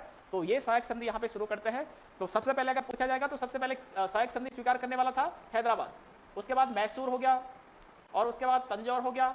तो इस प्रकार से अलग अलग जो क्षेत्र होते हैं वो लॉर्ड वेलेस्ली की जो सहायक संधि होती है उसको स्वीकार करते हैं। तो ये यहाँ पर सही होना था। अगला इसमें लॉर्ड हेस्टिंग के समय में द्वितीय आंग्ल मराठा युद्ध, तो ये यहाँ पे गलत होना था। 1803 से लेकर और 1805 से लेकर और 1805 के मध्य द्वितीय आंग्ल मराठा युद्ध, तो ये यहाँ पे लॉर्ड हेस्टिंग के समय में नहीं बल्कि लॉर्ड वेलेस्ली के समय में ये द्वितीय आंग्ल मराठा युद्ध होता है। तो ये यहाँ पर गलत होना था। ठीक है, तो ये इसके समय में लॉर्ड वेलेस्ली के समय में ये द्वितीय आंग्ल मराठा युद्ध होता है, न कि लॉर्ड हेस्टिंग के समय में। ठीक है, तो यहाँ पर इस समय जो मराठा पेशवा रहेंगे बाजीराव द्वितीय, तो उनके साथ ये युद्ध होता है और यहाँ पे मराठाओं की हार होती है। तो यह यानी कि यह गलत है यहाँ पे। तो हमें वही बताना है कि कौन सा सही सुमेलित नहीं होगा, तो सी इसका राइट आंसर होना था। अगला इसमें डी वाला है लॉर्ड बेंटिंग के समय में, तो 1829 का 17वां रेगुलेशन, तो यानी कि 17वां रेगुलेशन किससे संबंधित था? तो ये सती प्रथा से संबंधित था। तो इस 17वां धारा 17 के तहत ही 1829 में सती प्रथा को यहाँ पे लॉर्ड विलियम बेंटिंग के द्वारा यहाँ पे समाप्त कर दिया जाता है। तो हमें इसमें से बताना था कि कौन सा सही नहीं होगा, तो सी यहाँ पे राइट आंसर होना था कि ये यहाँ पे सही नहीं है। अगला 82 वाला क्वेश्चन है। 82 वाला क्वेश्चन, अनुच्छेद 356 की व्यवस्थाओं का प्रयोग करते समय राष्ट्रपति किन शक्तियों को अपने हाथ में ले सकता है? तो जब राष्ट्रपति शासन लगता है अनुच्छेद 356 के तहत राज्यों में, जब संवैधानिक तंत्र विफल हो जाता है, तो संवैधानिक तंत्र विफल होने पर राज्यों में राष्ट्रपति शासन लगाया जाता है। तो उसमें एक तो जो एग्जीक्यूटिव पावर होती है, कार्यपालिका शक्तियां होती हैं, और दूसरा जो विधायी शक्तियां होती हैं। तो इन दोनों शक्तियों को राष्ट्रपति अपने हाथों में ले सकते हैं, और कार्यपालिका शक्तियों के रूप में अपने प्रतिनिधि के रूप में वहां पे राज्यपाल उन कार्यपालिका शक्तियों का प्रयोग वहां पे करता है। और विधायी शक्तियों के रूप में अगर हम देखें तो कानून बनाने के लिए, तो यहाँ पर कानून बनाने के लिए यानी कि संसद को अधिकृत वहां पे राष्ट्रपति कर सकते हैं कानून बनाने के लिए उस राज्य में जहां पर क्या होगा, राष्ट्रपति शासन लगाया गया होगा। तो यानी कि यहाँ पर न्यायिक शक्तियां नहीं होना था, केवल और केवल कार्यपालिका शक्तियां और विधायी शक्तियां, तो यही दो होना था। तो फर्स्ट और सेकंड इसका सही होना था। तो सी इसका राइट आंसर था, 1 और 2 यहाँ पे सही थी। 83 वाला क्वेश्चन है, भारत में फसल विविधीकरण सूचकांक में गिरावट। तो फसल विविधीकरण यहाँ पर अगर हम देखें, फसल विविधीकरण का मतलब क्या हो जाएगा, यानी कि अलग अलग फसलों को बोना, अलग अलग फसलों को बोना, तो ये विविधीकरण हो जाएगा, है ना। कभी यानी कि एक वाली फसल, कभी दूसरी वाली फसल, इस प्रकार से, तो ये फसल विविधीकरण। तो इसमें गिरावट निम्न में से किस स्थिति की ओर मुख्यतः इशारा करती है? तो इस फसल विविधीकरण में जो गिरावट आ रही है, तो ये मुख्य रूप से बताना है इसमें गिरावट किस ओर इशारा कर रही है। तो यहाँ पर गिरती उत्पादकता, यानी कि गिरती उत्पादकता फसल विविधीकरण में गिरावट की ओर इशारा कर रही है, यानी कि ये हो सकता है, लेकिन हमें मुख्य रूप से बताना है कौन होगा। तो मुख्य रूप से यहाँ पे एकल कृषि होगा। ये एकल कृषि क्यों होगा? अगर हम बार बार एक ही प्रकार की खेती प्रकार की खेती वहां पे कर रहे हैं, एक ही फसल को बार बार बो रहे हैं, तो धीरे धीरे इस एकल कृषि से क्या होगा, यानी कि मिट्टी की जो उर्वरता है वो भी नष्ट हो जाएगी। वो नष्ट होगी तो उत्पादकता क्या होगी, उत्पादकता भी कम होगी। ठीक है, तो यानी कि इसमें हमें मुख्य कारण बताना था। कारण तो यानी कि ये भी हो सकते हैं, लेकिन मुख्य रूप से जो कारण है वो एकल कृषि है। अगर बार बार एक ही फसल को बोंगे तो इससे मिट्टी की उर्वरता समाप्त होगी, उत्पादकता कम होगी और सरकार की उदासीनता, तो यानी कि ये भी नहीं, तो बी इसका राइट आंसर यहाँ पे होना था। ठीक है, अगला है 84 वाला क्वेश्चन है, निम्नलिखित में से किस समूह में बिम्स्टेक और सार्क दोनों के सभी सदस्य सभी देश हैं। तो बिम्स्टेक में अगर हम देखें तो इसमें 7 देश हैं, तो 7 देश कौन कौन से हो जाएंगे, तो भारत हो गया, भारत, बांग्लादेश, भूटान के अलावा नेपाल हो गया, नेपाल के अलावा इसमें देखें म्यांमार हो गया, म्यांमार के अलावा इसमें देखें तो थाईलैंड हो गया, और थाईलैंड के अलावा इसमें देखें तो श्रीलंका। तो यानी कि ये बंगाल की खाड़ी से लगे हुए जो क्षेत्र है तो वो देश इसमें सम्मिलित हैं। तो ये कितने हो जाएंगे, 7 देश यानी कि बिम्स्टेक में है। और अगर हम सार्क की बात करें, सार्क में तो इसमें कितने मेंबर हैं, तो इसमें 8 देश यहाँ पे हैं। तो यानी कि कौन कौन से हैं, तो भारत हो गया, बांग्लादेश हो गया, इसके अलावा पाकिस्तान हो गया, अफगानिस्तान हो गया, अफगानिस्तान, इसके अलावा अगर हम देखें नेपाल हो गया, इसके अलावा मालदीव हो गया, 4, 5, 6, श्रीलंका हो गया, और इसके अलावा अगर हम देखें कौन सा बचा, भूटान। ठीक है, तो ये देश यहाँ पे क्या हो जाएंगे, इसमें सम्मिलित हो जाएंगे सार्क में। तो यहाँ पे हमें बताना था कि कौन से देश इसमें बिम्स्टेक में भी शामिल हैं और सार्क में भी शामिल हैं। तो यहाँ पर हो जाएगा इसका राइट आंसर सी वाला, बांग्लादेश हो गया, भूटान हो गया, भारत हो गया और नेपाल हो गया। ठीक है, बाकी अगर यहाँ पर देखें तो म्यांमार सार्क में नहीं है, यहाँ पर थाईलैंड की बात करें तो थाईलैंड सार्क में नहीं है, और यहाँ पर अगर हम बात करें मालदीव की बात करें तो मालदीव बिम्स्टेक में नहीं है। तो सी इसका राइट आंसर है कि ये दोनों जगहों पर ये शामिल है, बिम्स्टेक में भी और सार्क में भी। अगला 85 वाला क्वेश्चन है, इसमें है विश्व की विशालतम सड़क प्रणालियों में भारत का स्थान हमें बताना है। तो विश्व के सड़क नेटवर्क के मामले में अगर हम देखें तो भारत का विश्व में दूसरा स्थान आता है। तो पहला स्थान अगर हम देखें, प्रथम स्थान पे है यूएसए, दूसरे स्थान पे अगर हम देखें तो भारत है, और तीसरे स्थान पे अगर हम देखें तो तीसरे स्थान पे चाइना यहाँ पे होगा। तो यहाँ पे हमें बताना था कौन से स्थान में भारत होगा, तो ए इसका राइट आंसर होगा कि द्वितीय स्थान पे भारत की स्थिति है। 86 वाला क्वेश्चन है, भारत का प्रथम परमाणु ऊर्जा उत्पादक केंद्र है। तो हमें परमाणु ऊर्जा जो विद्युत ऊर्जा का उत्पादन अलग अलग भारत में परमाणु ऊर्जा क्षेत्र है, तो वो कौन कौन से हैं, और प्रथम वाला हमें यहाँ पे बताना है। तो नरोरा उत्तर प्रदेश में है, कलपक्कम वाला तमिलनाडु में है, तारापुर महाराष्ट्र, काकरापार गुजरात। तो यानी कि यहाँ पर सी इसका राइट आंसर होना था, यही सबसे पहले लगाया गया था, और ये लगाया गया था कब, 1969 में। और ये किसकी सहायता से लगाया गया था, तो यूएसए की सहायता से तारापुर महाराष्ट्र में ये परमाणु संयंत्र यहाँ पे स्थापित किया जाता है। इसके अलावा जैसे एक आता है कुडनकुलम, तो ये कहाँ पे पड़ेगा, तो ये तमिलनाडु में पड़ेगा, तमिलनाडु में। और ये किसकी सहायता से लगाया गया था, तो ये रूस की सहायता से ये भारत में स्थापित किया जाता है। इसके अलावा एक आता है रावत भाटा। तो रावत भाटा परमाणु संयंत्र कहाँ पे होगा, तो ये राजस्थान में होगा, और ये किसकी सहायता से लगाया गया था, तो ये कनाडा की सहायता से यहाँ पे लगाया गया था। ठीक है, तो ये अलग अलग यहाँ पे परमाणु ऊर्जा संयंत्र हैं। इन ऊर्जा संयंत्रों में मुख्य रूप से यूरेनियम हो गया, थोरियम हो गया, इनका प्रयोग यहाँ पे किया जाता है, जिससे ऊर्जा का उत्पादन यहाँ पे होता है। तो सी इसका राइट आंसर यहाँ पे होना था।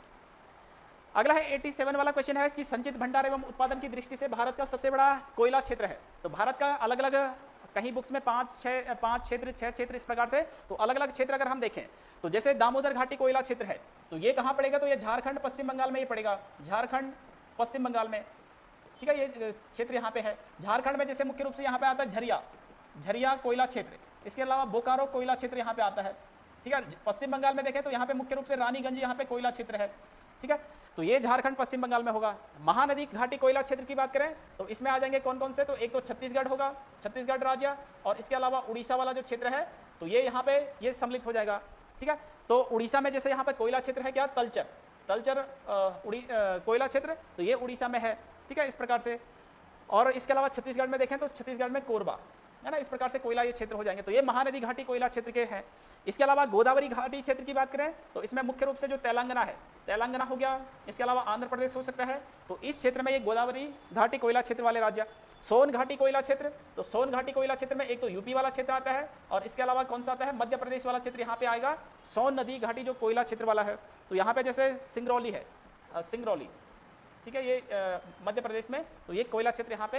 तो इस प्रकार से अगर हम देखें ये अलग अलग कोयला क्षेत्र हैं, तो सबसे बड़ा हमें यहाँ पे बताना था, तो ये दामोदर घाटी कोयला क्षेत्र वाला हो जाएगा। तो ए यहाँ पर सही आंसर होना था। जैसे छोटा नागपुर का पठार वगैरह वाला जो क्षेत्र है, तो उसी क्षेत्र में दामोदर घाटी कोयला क्षेत्र, तो वही सबसे बड़ा क्या होना था, कोयला क्षेत्र। तो ए इसका राइट आंसर था। 88 वाला क्वेश्चन है यहाँ पे। 88 वाला क्वेश्चन है, निम्नलिखित में से कौन सा युग्म सही सुमेलित नहीं है। तो हमें बताना था कि कौन सा युग्म यहाँ पे सही सुमेलित नहीं होगा। तो एक तरफ यहाँ पे अलग अलग योजनाएं दे रखी हैं और दूसरी तरफ इनके वर्ष यहाँ पे दे रखे हैं, तो ये हमें बताना था। तो पहला है किसान क्रेडिट कार्ड योजना। तो किसान क्रेडिट कार्ड योजना, KCC, किसान क्रेडिट कार्ड योजना, तो ये 1998 की होती है। तो ये यहाँ पे सही होना था, 1998-99 की, तो ये सही होना था। सहकारी विकास फंड, तो ये 1993 का है, तो ये भी सही था। यानी कि ये नाबार्ड के द्वारा ही ये स्थापित किया जाता है, नाबार्ड द्वारा स्थापित। तो ये यहाँ पर 1993 का है, तो ये यहाँ पर सही होना था। इसके अलावा नाबार्ड जो नाबार्ड बैंक है ग्रामीण क्षेत्रों के लिए, वहाँ पे लोन वगैरह उपलब्ध, तो नाबार्ड की स्थापना 1980 में नहीं, बल्कि जो कृषि क्षेत्र में ऋण वगैरह, तो 1982 में इसका गठन होता है, 12 जुलाई 1982 को। तो 1982 में इसका गठन होता है और इसके लिए एक कमेटी होती है जिसको कहते हैं शिवरामन समिति, जिसे कहते हैं। तो इसी शिवरामन समिति की सिफारिश के आधार पे नाबार्ड का गठन 1982 में होता है, न कि 1980 में।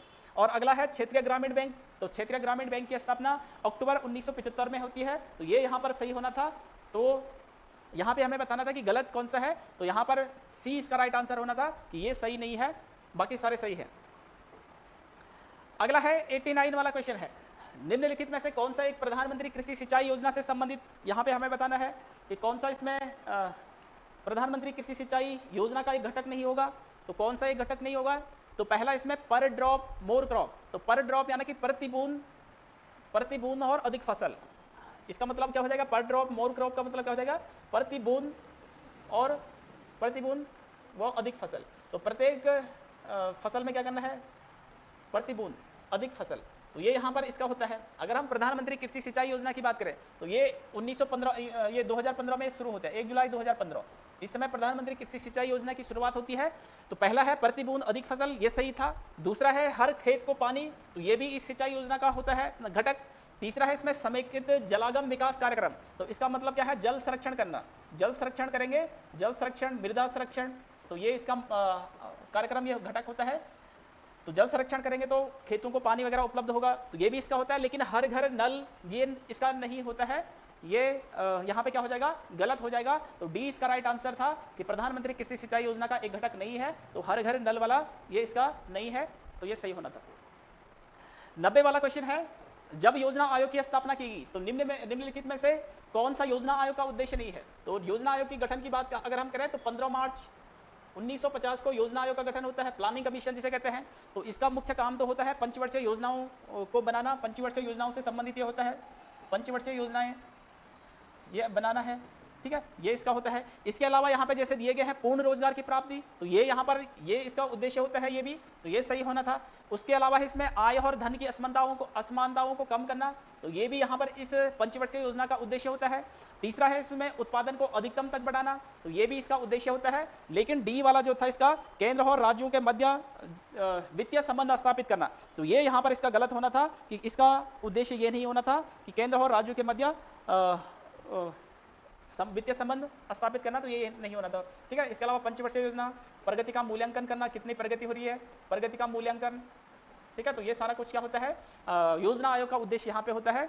तो यहाँ पर इसका जो सही होना था आंसर, तो ये डी यहाँ पे होना था, केंद्र और राज्यों के मध्य वित्तीय संबंध। तो ये किससे संबंधित हो जाएगा, तो ये वित्त आयोग से संबंधित हो जाएगा, केंद्र और राज्यों के मध्य वित्तीय संबंध वाला, तो ये योजना आयोग का नहीं होता है। अब 2015 में क्या हो गया है, योजना आयोग को समाप्त करके 1 जनवरी 2015 से क्या बन गया है, नीति आयोग का गठन हो गया है, ठीक है। तो ये आपको ध्यान रखना है।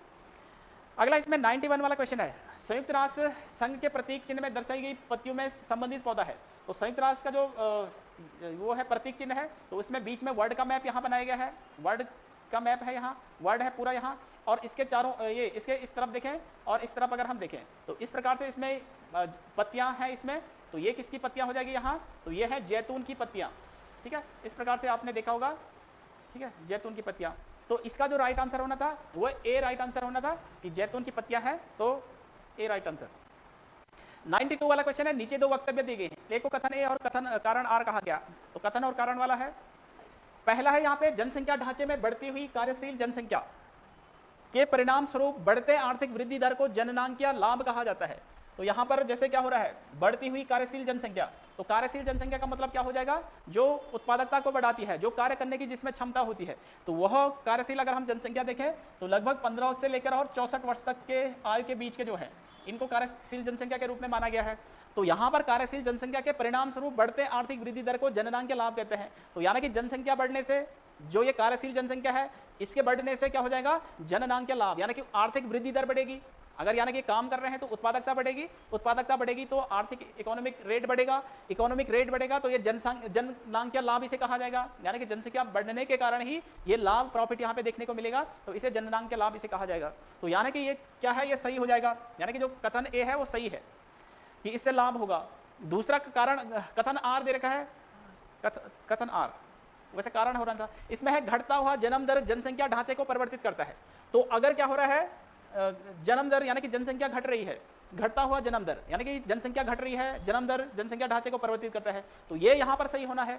यानी कि अगर क्या होगा, जन्म दर घट रही है, जनसंख्या घट रही है, तो धीरे धीरे क्या हो जाएगी, जो कार्यशील जनसंख्या हो जाएगी, कार्यशील जनसंख्या यानी कि जैसे 15 से लेकर 64 वर्ष की आयु के हैं तो इनकी संख्या भी धीरे धीरे क्या हो जाएगी, घट जाएगी। और घटने से यानी कि अब क्या हो जाएगी, जो वृद्ध व्यक्ति हैं या बूढ़े व्यक्ति हैं, बूढ़े लोग हैं, बूढ़े व्यक्ति, तो इनकी संख्या क्या हो जाएगी, इनकी तो बढ़ जाएगी, यानी कि कार्यशील जनसंख्या में नहीं आएंगे, लेकिन कार्यशील जनसंख्या का वहाँ पर जनसंख्या अगर हम देखें तो वो घट जाएगी। तो ये भी यहाँ पे सही है, कारण आर वाला भी सही है। तो यहाँ पर क्या होना था, कथन और कारण दोनों सही है और कारण आर ए का सही स्पष्टीकरण यहाँ पे होना था। ठीक है, तो यहाँ पर अगर हम देखें तो ए इसका राइट आंसर यहाँ पे होना था। ठीक है, तो यहाँ पे कथन नहीं होना था, यहाँ पे तो कारण था, कारण आर, तो दोनों इसमें सही है और ये स्पष्टीकरण भी कर रहा है, तो इसका ए राइट आंसर यहाँ पे होना था। 93 वाला क्वेश्चन है कि कौन सा मुगल शासक जिसने कुषाण साम्राज्य के पतन के बाद भारतीय साम्राज्य में काबुल और कंधार को शामिल किया था। तो काबुल और कंधार को शामिल करने वाले अगर हम देखें तो यहाँ पर मुगल शासक हमें बताना है। तो जो मुगल वंश का संस्थापक होता है बाबर, ये संस्थापक होता है 1526 ईस्वी में, इब्राहिम लोदी को ये हरा लेता है। पानीपत का जो प्रथम युद्ध होता है इब्राहिम लोदी के साथ, तो इसी युद्ध में इब्राहिम लोदी की हार होगी और बाबर की जीत होकर मुगल साम्राज्य की नींव पड़ती है। फिर बाबर के बाद इसका पुत्र हुमायूं, फिर हुमायूं के बाद पुत्र अकबर, फिर अकबर का पुत्र जहांगीर, फिर जहांगीर का पुत्र शाहजहां, फिर औरंगजेब, इस प्रकार से आते हैं। तो यहाँ पर कुषाण साम्राज्य के पतन की बात ये कर रहा है, काबुल और कंधार को मुगल साम्राज्य में। तो वैसे कुषाण साम्राज्य के बाद तो अलग अलग बहुत सारे वंश यहाँ पे शासन करते हैं, है ना, जैसे गुप्त वंश या अलग अलग प्रकार के वंश यहाँ पे आते हैं, लेकिन हमें मुगल साम्राज्य में बताना है। तो मुगल साम्राज्य में यहाँ पे बाबर ही क्या करता है, काबुल और कंधार यानी कि ये अफगानिस्तान वाला जो वर्तमान क्षेत्र है वहाँ ये पढ़ेंगे, तो इसको मुगल साम्राज्य में बाबर मिलाता है, तो ए इसका राइट आंसर होना चाहिए। 94 वाला क्वेश्चन है, प्रिंटर के द्वारा प्रिंटेड इमेज की गुणवत्ता मापी जाती है। यहाँ पे मापी जाती है, तो ये किसके द्वारा मापी जाती है, तो इसका ए राइट आंसर होना था, डॉट पर इंच या डीपीआई, तो ए इसका राइट आंसर था। 95 वाला क्वेश्चन है, यहाँ पे किसी मानक डॉक्यूमेंट दस्तावेज के साथ नाम और पते को संयोजित करने की क्षमता को कहा जाता है। तो यहाँ पर इसका अगर हम देखें, दस्तावेज के साथ नाम और पते को संयोजित करने की क्षमता को यहाँ पर मेल मर्ज कहा जाता है, तो ए इसका राइट आंसर यहाँ पे होना था। अगला इसमें 96 वाला क्वेश्चन है, सबसे ज्यादा प्रसिद्ध सॉफ्ट कॉपी आउटपुट डिवाइस। तो कौन सी ऐसी प्रसिद्ध सॉफ्ट कॉपी जिसे जो हमें मिलती है सॉफ्ट कॉपी हार्ड कॉपी के रूप में नहीं बल्कि सॉफ्ट कॉपी आउटपुट डिवाइस है, तो यहाँ पर कौन सा हो जाएगा, तो इसका होना था यहाँ पे मॉनिटर। मॉनिटर ही यहाँ पे क्या है, सॉफ्ट कॉपी आउटपुट डिवाइस के रूप में है। ठीक है, जैसे स्पीकर है ये भी आउटपुट है, प्रिंटर क्या है, प्रिंटर हार्ड कॉपी आउटपुट में आएगा वो, ठीक है, ये सॉफ्ट कॉपी में नहीं आएगा, तो सी इसका राइट आंसर होना था। अगला है, हाल ही में राष्ट्रपति द्रौपदी मुर्मू ने राष्ट्रपति तपोवन और राष्ट्रपति निकेतन, इसका उद्घाटन कहाँ पे किया है, तो इसका उद्घाटन अभी हाल ही में देहरादून में किया गया है, तो इसका जो राइट आंसर होना था तो वो सी इसका राइट आंसर यहाँ पे होना था।